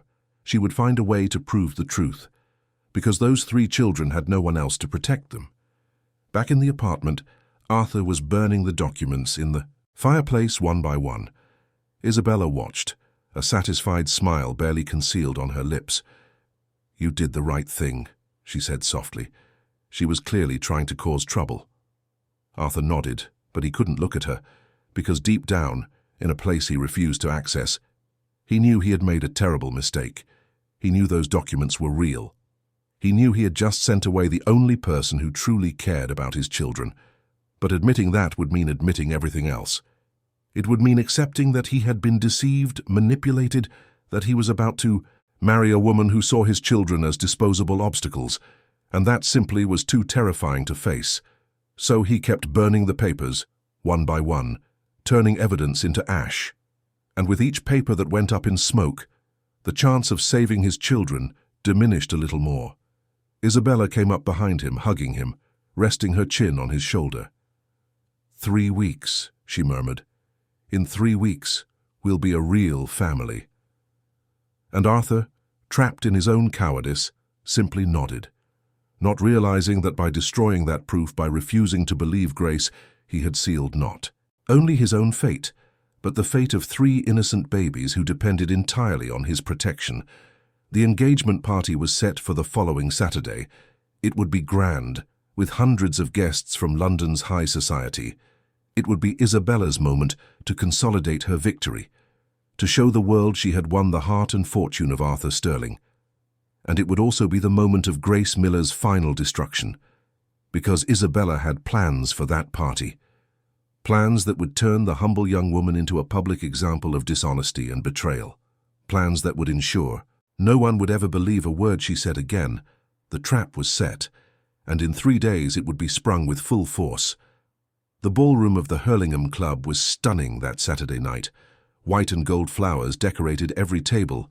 Floating candles created a magical atmosphere. A string quartet played classical music as 300 guests from London's high society mingled with glasses of French champagne. Arthur Sterling was at the centre of it all, wearing an impeccable tuxedo, smiling at congratulations and well-wishes. Beside him, Isabella was the picture of the perfect fiancée. She wore a long golden gown that cost more than Grace's annual salary, jewels that sparkled under the lights, her hair in a sophisticated chignon. She smiled, hugged, thanked, playing the role of her life. The Triplets had stayed home with Mrs. Gable. Arthur had insisted on it, arguing they were too young for such an event. But the truth, which he barely admitted to himself, was that he couldn't look at his children without feeling a weight of guilt he couldn't name. Grace hadn't returned to the apartment since that Tuesday. Arthur had sent a message saying her services were no longer needed, along with a generous payment he hoped would ease his conscience. It didn't.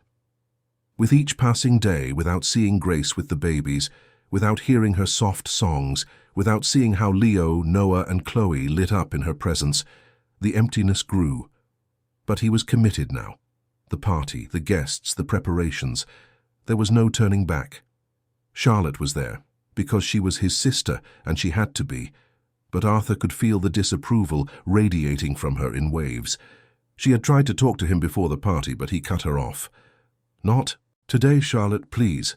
You're making a mistake," she had said anyway. A terrible mistake. But it was no time for doubts. It was a time for celebration. Or so Arthur tried to convince himself. The night passed in a blur of smiling faces, hugs, speeches about happiness and new beginnings. Mark made an emotional toast about friendship and love. Emily cried. The guests applauded. It was when dinner was being served that Isabella asked for everyone's attention. She went up to the small stage where the quartet was playing, took the microphone, and her smile was radiant.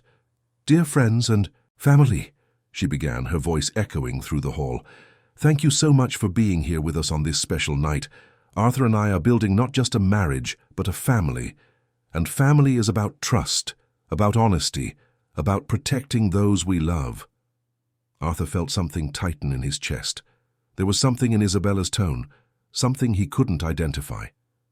"That is why," she continued, "I feel it is my duty to share something important with all of you. Something painful but necessary." A tense silence fell over the hall. Isabella gestured to someone at the back, and a large projection screen descended behind her. Arthur stood up from his chair, his heart racing. "Isabella, what are you doing?" She looked at him with those golden eyes, and there was something in them that chilled him. Something triumphant, something cruel. "I'm protecting our family, my love." The screen came to life, showing video footage. It was from the security cameras in the apartment. Arthur recognized immediately. But the scenes were impossible. There was Grace clearly taking Isabella's jewelry from the dresser and putting it in her pocket. There she was, deliberately breaking the vase. There she was, preparing a bottle and putting something inside, something the video editing made look suspicious. There she was, letting Leo cry for hours without doing anything. The room erupted in shocked murmurs. Arthur stood frozen, unable to process what he was seeing.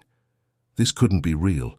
Grace would never do these things, but there it was, in high-definition video, irrefutable proof.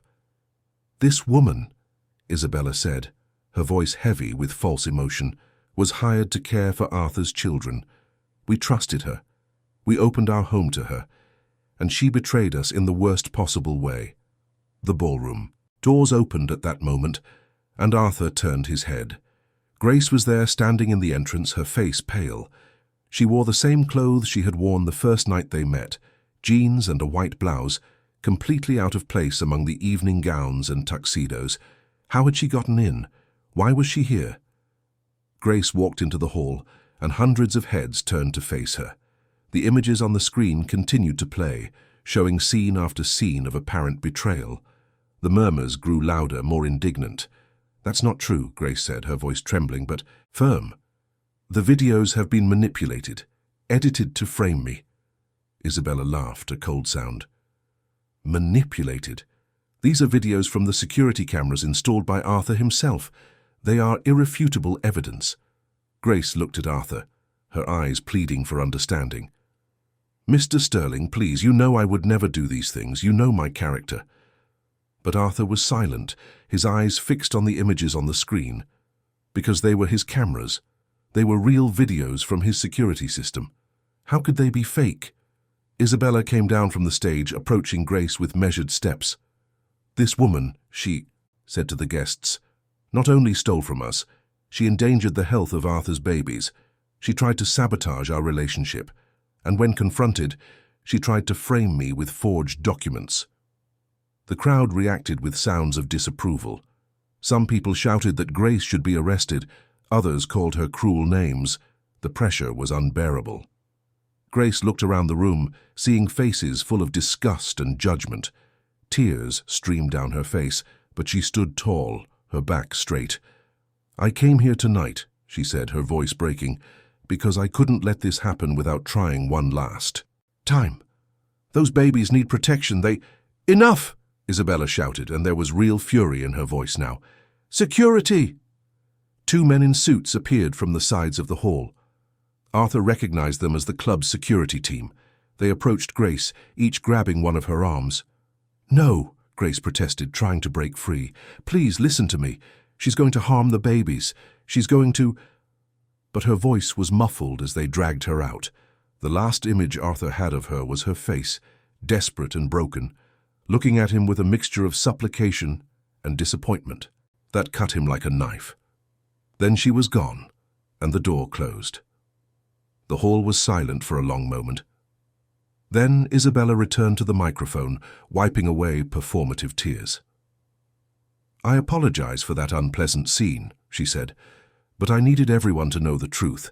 This woman nearly destroyed our family before it even began. But we won't let that spoil our evening, will we?" Nervous applause echoed through the hall. The music started again. Conversations resumed, now about the scandal, about that terrible young woman who had tried to harm the poor widowed Arthur. Arthur sank into his chair, feeling sick. Charlotte approached, her face stern. "Do you really believe that?" she whispered. "Did you see how desperate she was? How she was trying to make us listen?" "The evidence is there," Arthur replied automatically, but his voice lacked conviction. "Evidence can be manipulated, Arthur. Anyone who works with technology knows that."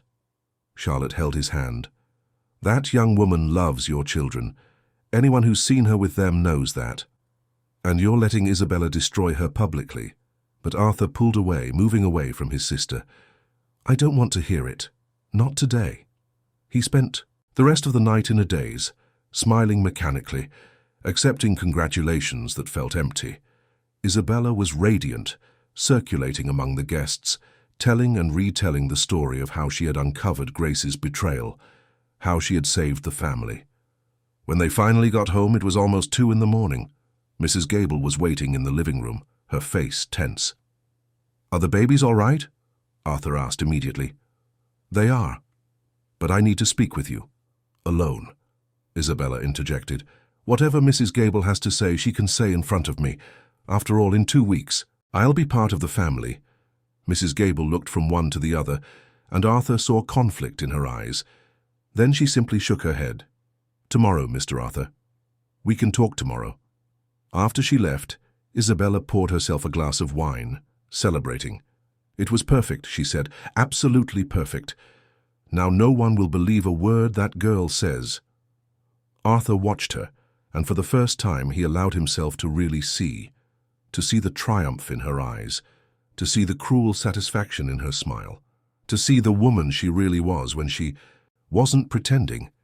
And he felt fear of what he had done, fear of what was yet to come, fear that by publicly destroying Grace, he had sealed the fate of his own children. He went up to the nursery, where Leo, Noah, and Chloe slept peacefully, oblivious to the drama unfolding around them. He knelt between the cribs, gently touching each little head. "Forgive me," he whispered. "Please, forgive me." But what was he asking forgiveness for? For what he had done to Grace? Or for what was still to come? He had no answer. Only fear and guilt and the crushing weight of decisions he could no longer undo. Grace couldn't sleep that night. She lay on the thin mattress in her tiny room in Brixton, staring at the damp-stained ceiling, replaying every moment of the public humiliation. The disgusted faces of the guests, the shouts of indignation. The way Arthur Sterling had just sat there, not defending her, not even questioning the accusations. But worse than anything was thinking about Leo, Noah, and Chloe.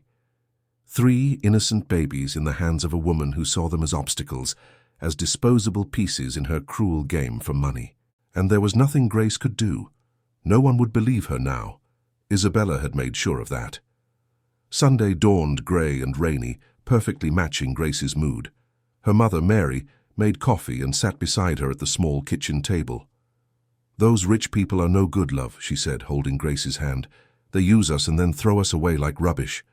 "It's not about that, Mum. It's about the children. Those babies are in danger." "But what can you do? You tried to warn him. They showed those videos." Mary sighed. "Sometimes you just have to accept you can't save everyone." Grace thought of Lily, her little sister, so small and fragile in that hospital bed. She thought of how she hadn't been able to save her, how she had been powerless against the lack of resources, against bureaucracy, against a system that valued money more than lives. She had sworn she would never be that powerless again. But here she was, once again unable to do anything. The doorbell rang at 10 in the morning.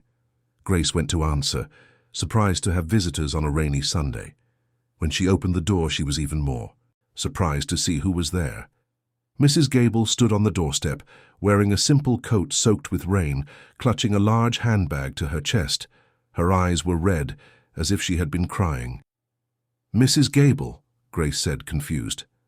"What are you doing here?" "May I come in? It's important." Grace led her inside. Mary made tea while Mrs. Gable sat at the small table, still holding the bag as if it were something precious. "I should have done this sooner," the housekeeper began, her voice thick with guilt.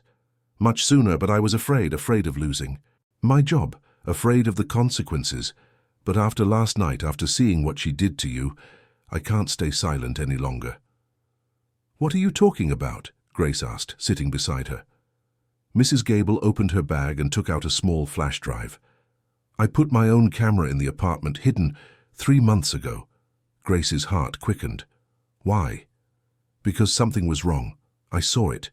The way that woman looked at the babies when she thought no one was watching. The way she spoke on the phone, so cold, so calculating. And then you were hired and suddenly strange things started happening. Things that didn't make sense." Grace took the flash drive with trembling hands. "What's on here?" "The truth. The whole truth." Mrs. Gable leaned forward. "Isabella discovered the cameras Mr. Arthur installed. I don't know how, but she found out, and she used them. She edited the recordings, created scenes that never happened, put you in situations that were completely fabricated." Grace felt sick. "So the videos from last night were fake, at least partially. She took bits of real videos and manipulated them. She made it look like you were doing terrible things when it was actually her." "But why didn't you tell Mr. Arthur?" Mrs. Gable looked down. "I tried, several times. But he doesn't want to listen. He's so desperate not to be alone, so blinded by the need for a partner, that he refuses to see the truth, even when it's right in front of him." Grace plugged the flash drive into her old laptop. The files began to appear, hours and hours of recordings. She started to watch, and what she saw chilled her to the bone. There was Isabella, alone in the nursery, pinching Leo's arm when he cried. There she was, deliberately contaminating bottles and then swapping them for the ones Grace had prepared. There she was, breaking the vase, planting her own jewelry in Grace's coat, creating scenes she would later edit into the videos from Arthur's security cameras. But worst of all were the phone conversations, hours of them captured by Mrs. Gable's hidden camera. "Just a few more weeks," Isabella said in one of them. "Then we get married. I wait a few months pretending to be a mother, and then I start the campaign. I'll convince him the children have serious problems, that I need specialized help that can only be given in institutions. He'll resist at first, but I'll break his resistance. And then they'll go far away, very far away, and I'll get the 300 million. Perfect." In another, more recent recording, Isabella talked about Grace. "That annoying girl is starting to be a problem.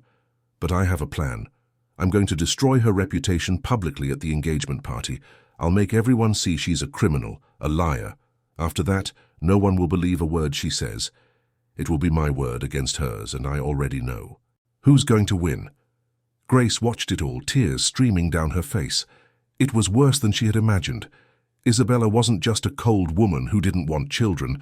She was a calculating sociopath, capable of hurting defenseless babies to achieve her goals. "There's more," Mrs. Gable said quietly. "There are emails, messages, documents, it's all there. Conversations with lawyers about how to structure the inheritance, contracts with clinics in Switzerland, detailed plans on how to get rid of the children permanently." "Why are you giving this to me?" Grace asked. "Why not go straight to the police?" "Because it's not a crime yet. She hasn't done anything illegal that can be proven in court. Manipulating videos isn't a crime if they're private property. Planning isn't the same as executing. And she's rich. She has expensive lawyers." Mrs. Gable took Grace's hands. "But you can use this. You can show Mr. Arthur the truth in a way he can't deny. You can save those babies." Grace looked at the flash drive, feeling its weight as if it were made of lead. "He didn't believe me before. Why would he believe me now?" "Because before it was just words, just documents that could be forged. But this," Mrs. Gable pointed to the laptop, "this is irrefutable. It's her own voice, her own face, admitting everything. He'll have to believe it." "And if he doesn't," Grace whispered, "what if it's too late?" "Then at least you tried. At least you did everything you could." Mrs. Gable stood to leave. "But I've known Mr. Arthur for 20 years. Deep down, he's a good man, a father who loves his children. He's just lost, scared, making the wrong choices because he's afraid of being alone. But when confronted with the undeniable truth, he will do the right thing. I have to believe that." After Mrs. Gable left, Grace spent hours watching the recordings, taking notes, organizing the most damning evidence. There was so much material, so much irrefutable proof. Isabella had condemned herself with her own words, her own actions. The wedding was scheduled for the following Friday. 5 days. 5 days for Grace to decide what to do with this information. 5 days before Isabella officially became the stepmother of Leo, Noah, and Chloe, with all the legal rights that entailed. Grace knew what she had to do, but she was afraid. Afraid of being humiliated again. Afraid of not being heard. Afraid of failing as she had failed with Lily. But then she thought of those 3 little faces. Of Leo with his dimple when he cried. Of Noah, always restless and curious. Of Chloe with those serious eyes that seemed to understand everything. She thought of how they lit up when she sang to them, how they calmed in her arms, how they trusted her completely. She couldn't abandon them, no matter the personal cost, no matter the humiliation or the fear. Those babies needed her, and she would not abandon them. Grace saved copies of the recordings on 3 different flash drives. She left one with her mother, another in a bank safety deposit box she could barely afford, and carried the 3rd with her at all times. Then she began to plan. She would have only one chance, a single opportunity to make Arthur Sterling see the truth. It had to be at the right time, in the right way, with the right people present so he couldn't deny or run away. And it had to be before Friday, before it was too late. Grace looked out her bedroom window at the rain that continued to fall over London.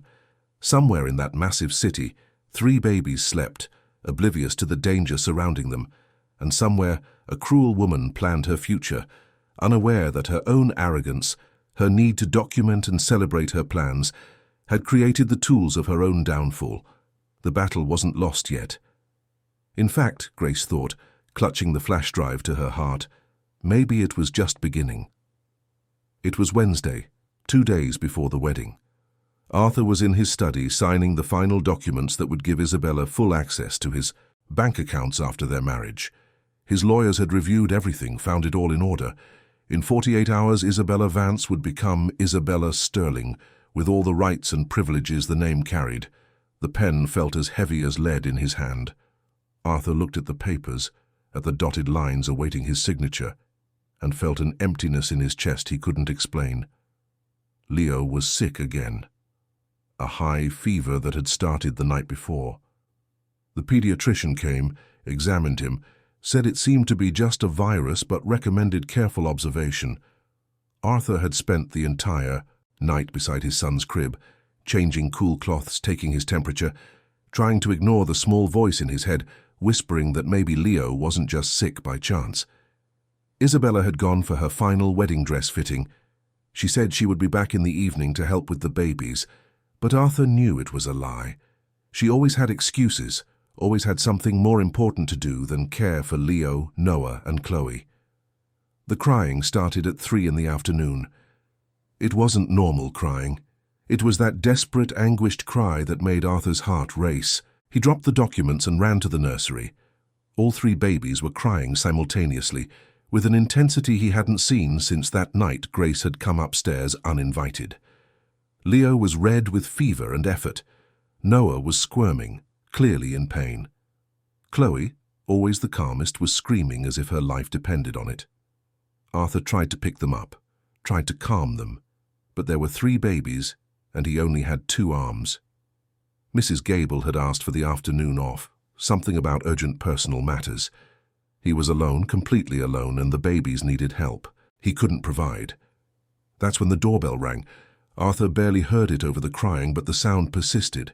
He ran downstairs, the babies still crying upstairs, and threw open the door. Grace was there. She was soaked from the heavy rain that had started to fall, her hair stuck to her face, clutching a backpack to her chest. Her eyes were determined, but there was fear in them too. "Grace," Arthur began, but she cut him off. "I know you don't want to see me. I know you don't believe me. But the babies are crying, and I know how you need help and—" "Get in," he said simply, stepping away from the door. Grace ran up the stairs, Arthur behind her. In the nursery, she assessed the situation in seconds. She picked up Leo immediately, checking his temperature with her hand, feeling how tense his body was with discomfort. She began to hum that song that always calmed the babies, rocking him gently.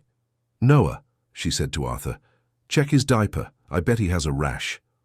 Arthur obeyed, and yes, Noah had a terrible rash that explained his pained cries. How had he not noticed? How had he let this happen? While Arthur took care of Noah, Grace continued to hold Leo, who was starting to calm down.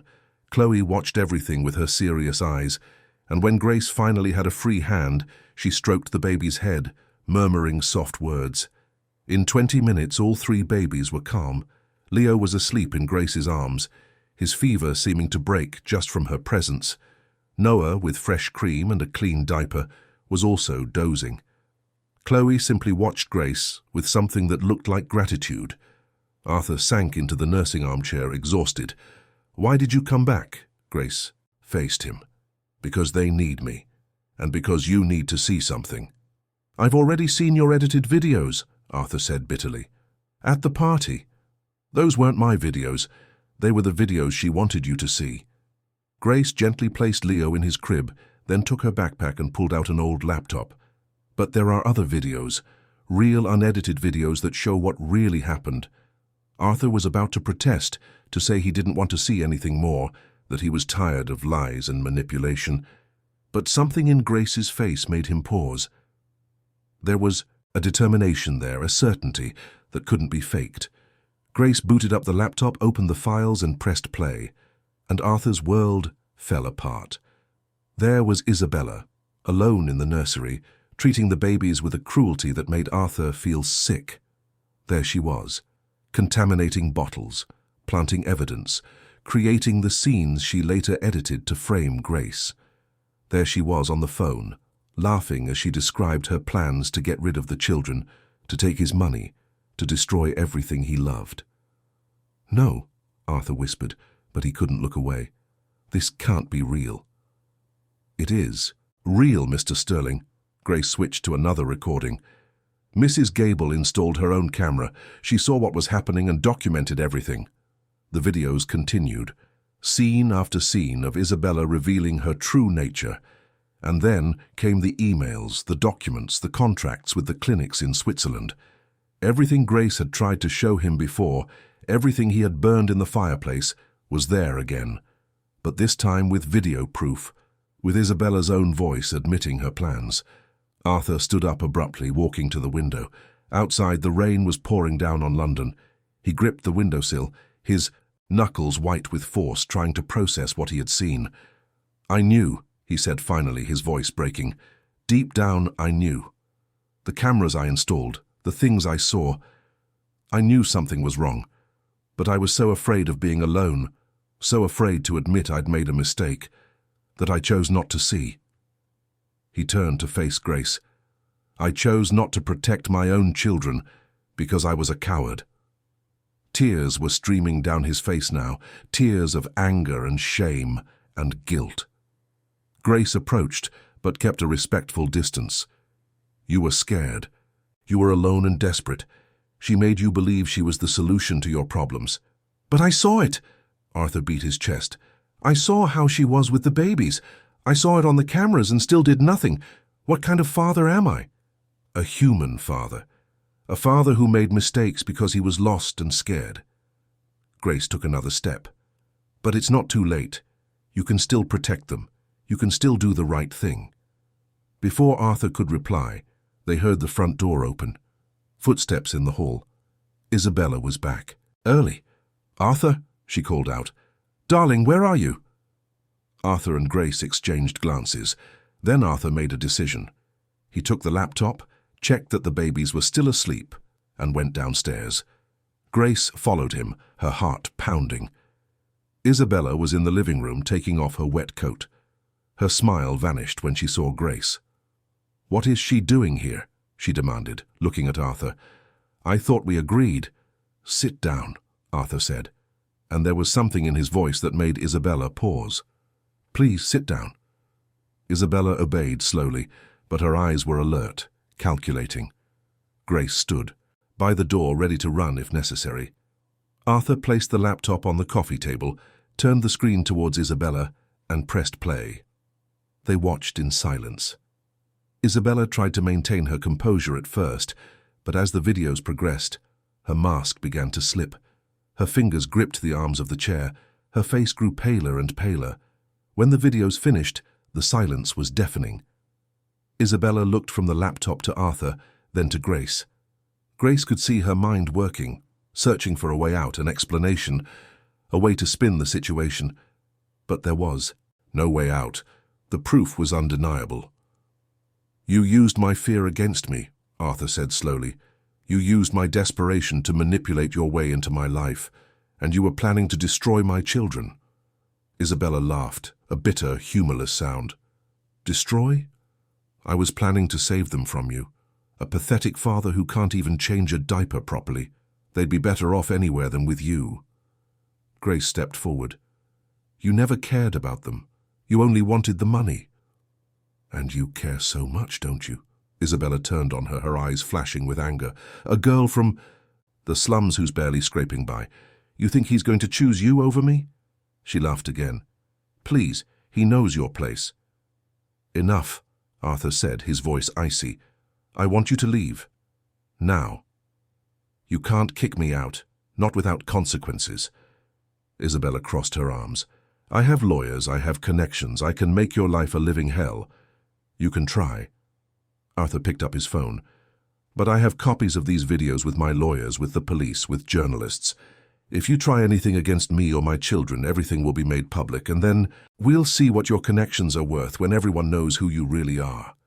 Isabella's mask fell completely. What was left was pure, ugly, raw anger. "You don't know who you're dealing with," she spat. "I will destroy you both." "Leave," Arthur repeated, "before I call the police and have you charged with attempting to harm my children." Isabella looked from one to the other, realizing she had lost. She grabbed her coat with a sharp movement, walked to the door, then stopped. "You'll regret this," she said to Arthur.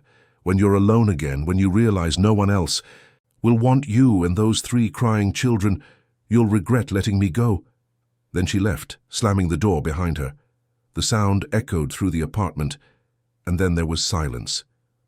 Arthur sank onto the sofa, covering his face with his hands. Grace stood there, not knowing what to do, what to say. Then she heard the sound. Arthur was crying, sobbing like a child, the full weight of the past few months finally crashing down on him. Grace knelt in front of him, taking his hands. "You did the right thing. You protected your children. You were brave." "I wasn't brave," he said between sobs. "I was a coward for months. I let that woman into our lives. I let her hurt my babies. And I threw you out, the only person who truly cared." He looked up at her, his eyes red. "How can you forgive me?" Grace smiled through her own tears. "Because you chose love over fear in the end. And because Leo, Noah, and Chloe need you. They need a father who is learning, who makes mistakes, but who loves them more than anything." Arthur held her hands, and there they stayed, 2 hurt and frightened adults, but determined to do the right thing, united by their love for 3 babies sleeping upstairs. Finally safe. 6 months later, Arthur Sterling's life was unrecognizable from what it had been during his engagement to Isabella. Not because of the luxury, which was still there, or the wealth, which remained the same, but because of everything that truly mattered. The apartment in Kensington had been sold. Arthur could no longer live there, not with all the bad memories those walls held. He bought a smaller, cozier house in a family-oriented gated community in Richmond. It had a garden, space for the triplets to play when they grew up, and a feeling of home that the elegant apartment never had. Grace had accepted the formal job as the baby's primary caregiver, but only after much insistence from Arthur. She had her own room in the house, a fair salary with all employment rights, and was studying business at a private university that Arthur offered to fund. She accepted only as a loan, insisting she would pay it back when she finished her degree and got her dream job. It was a Sunday afternoon in March, and the garden was bathed in the autumn sun. Arthur had set up a large playpen on the grass where Leo, Noah, and Chloe were playing with colorful toys. At 11 months they were starting to crawl, and it was a constant joy to watch their little discoveries. Arthur was sitting on the grass next to the playpen, wearing faded jeans and a simple t-shirt. No Italian suits, no expensive shoes. He had learned that a suit wasn't efficient for changing diapers, and designer shoes didn't help when you needed to run after 3 babies simultaneously. "Look, Arthur," Grace said, pointing. "Leo's trying to stand up." Indeed, Leo was holding onto the playpen's rail, his little legs trembling but determined. Arthur felt his heart swell with pride. "Did you see that? That's my boy." Leo fell back on his bottom but didn't cry. He just laughed, that baby sound that always made everything worthwhile. Noah immediately crawled over to him, as if to help. Chloe watched everything with that seriousness that made her seem much older than she really was. Grace was sitting on the other side of the playpen, wearing a simple summer dress, her hair loose over her shoulders. She had gained some weight in recent months, no longer so thin, and there was a light in her eyes that wasn't there before. It was the light of someone who had finally found their purpose. The months after Isabella's departure had been turbulent. There were investigations, meetings with lawyers, empty threats from the ex-fiancé that never materialized. Isabella eventually left London. Rumor had it she was in Miami, probably looking for her next target. Arthur sent copies of the recordings to all his social connections, ensuring she would never deceive another family again. But the hardest part wasn't the legal fallout. It was confronting his own failings as a father, as a man, as a human being. Arthur spent months in therapy, working through the guilt, the fear, the cowardice that had almost cost him everything. "I learned that watching from the shadows, trying to control but being afraid to act, is the most cowardly way to live," he once told his therapist. "I almost lost my children because I was more afraid of loneliness than I was in love with the truth." It was an expensive lesson, but one that transformed him completely. Now, sitting in the garden as the sun warmed his face, Arthur looked at Grace and felt something he hadn't felt since Eleanor passed. It wasn't just gratitude, though he was grateful. It wasn't just admiration. though he admired her strength and kindness immensely. It was something deeper, truer. It was real love, built on months of mutual respect, shared care, and simple but precious moments. Grace noticed his gaze and blushed slightly. "What are you thinking about?" "About how strange life is, how sometimes things have to fall apart completely before they can be rebuilt the right way." She smiled. "Sunday afternoon philosophy?" "Something like that."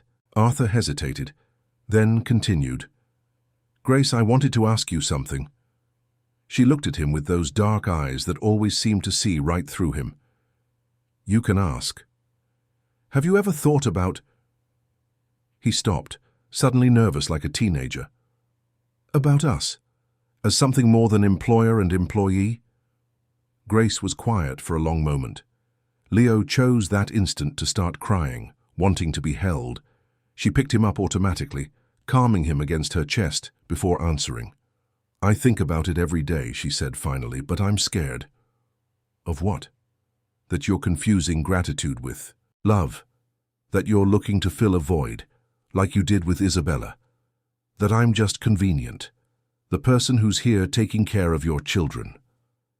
Arthur stood up, moving closer to her. He picked up Noah, who was also fussing, then sat beside Grace on the grass, the two babies in their laps, Chloe watching everything with interest. "You're right to be scared. I've made those mistakes before. But the difference is that this time, I know." He looked at her. "I know the difference between desperation and true love, between convenience and real connection. And what I feel for you, Grace, built over these months of living together, of raising these babies together, of sharing the hard mornings and sleepless nights, that isn't convenient. It's real." Grace had tears in her eyes. "But I'm from Brixton. You're rich. People will say—" "To hell with people." Arthur took her free hand. "I've learned that other people's opinions are worthless. What matters is this right here." He gestured to the babies, to the garden, to the two of them. A real family built on true love. "And your children?" Grace asked. "Do you think it would be fair to them to have another stepmother after what happened? You're already their mother, Grace, not by legal paper, but in every way that matters. They love you, they trust you, and I—" He took a deep breath. "I love you. Not in the rushed, desperate way I thought I loved Isabella, but for real, built day by day, moment by moment." Grace was crying openly now. Leo, sensitive to her mood, started patting her face as if to console her. She laughed through her tears. "I love you too. I'm so scared to admit it, but it's true." "Then don't be scared." Arthur leaned in, kissing her forehead gently. "We have time. It doesn't have to be fast. We can build this the right way, slowly, with certainty." Grace nodded and the two sat there, each holding a baby, while Chloe crawled over to them and leaned against Grace's leg, wanting to be part of the group. Mrs. Gable appeared at the back door, smiling at the scene. "I'm going to make lunch. I hope you like a proper Sunday roast." After she went back inside, Arthur and Grace rearranged the babies, trying to hold them all at once, laughing at their clumsy attempts. It was awkward, it was chaotic, but it was real. It was genuine love expressed through simple actions, through patience, through care. "You know what I've learned?" Grace said, settling Chloe in her lap. "I learned that I couldn't save my little sister Lily. That still hurts, it always will. But I saved these 3 children, and in saving them, I somehow saved myself too." "And I learned," Arthur added, "that courage isn't about never being afraid. It's being afraid and acting anyway. It's choosing truth over illusion, love over convenience." He looked at the 3 babies. "I almost lost them because I was a coward, but I won't be a coward again." The months turned into years. Grace and Arthur married in a simple ceremony when the triplets were 2. It was in the garden of the house, with only close family and true friends. Charlotte cried with happiness. Mrs. Gable made the cake, and Leo, Noah, and Chloe, dressed in matching outfits, stole the show running among the guests. Arthur transformed his company too. He started social programs, hired people from disadvantaged communities, created opportunities. Grace, with her business degree in hand, became the director of social responsibility at Sterling Developments, finally realizing her dream of helping children in need through community centers the company funded. But more important than all of that was what happened inside that house in Richmond every night. It was the bedtime stories, the shared feedings, the first steps witnessed, the words that began to form. It was Arthur learning to braid Chloe's hair. It was Grace teaching Leo to tie his shoes. It was Noah, always the most adventurous, bringing insects from the garden to show them. It was a family, imperfect, patched together, built on second chances and hard lessons, but real as love can be. On a spring afternoon, 5 years after that rainy night when Grace came up the stairs uninvited and changed everything, Arthur was in the garden watching the triplets play. Now 5 years old, they were children full of energy and personality. Leo, the dreamer, chased butterflies. Noah, the explorer, climbed trees. Chloe, the thinker, sat on the grass reading a picture book. Grace came out of the house, now 6 months pregnant with her first biological child with Arthur, and sat beside him on the garden bench. "What are you thinking about?" she asked, resting her head on his shoulder. "About how I almost lost all of this, how my fear and cowardice almost destroyed the most precious thing in the world." "But it didn't." Grace took his hand. "You chose to be brave when it really mattered, and now look at what we've built." Arthur looked. He looked at the 3 children he almost lost, at the wife he almost failed to recognize, at the life he almost let slip away, and he felt a gratitude so deep it couldn't be put into words. Leo ran up to them, holding a yellow flower. "For you, Mummy Grace." Grace took the flower, her eyes shining. "Thank you, my love." And there, in that sun-drenched garden, surrounded by children's laughter and true love, Arthur Sterling finally understood. True courage wasn't in never falling. It was in getting back up. It wasn't in never being afraid. It was in choosing love despite the fear. It wasn't in watching from the shadows, but in stepping into the light, vulnerable and true, and trusting that love would be enough. And it was. Oh, how it was enough. End of story. Dear listeners, we hope the story of Arthur, Grace, and the triplets has touched your hearts. This journey has shown us that sometimes the greatest blessings come disguised as challenges, and that the courage to face the truth can save not just lives, but souls. To continue this emotional journey through stories that explore love, redemption, and second chances, we have prepared a special playlist with equally captivating narratives. You can find it here by clicking on your left. If this story touched you in any way, don't forget to subscribe to our channel and leave a like on the video. Every day, we bring unique stories that delve into the complexity of human life, difficult choices, and the transformative power of true love. Your opinion is very important to us, so please leave a comment telling us what you thought of this story. Arthur got a second chance, and perhaps this story is a reminder that we all deserve one too. Until the next story, and may you always have the courage to choose love over fear.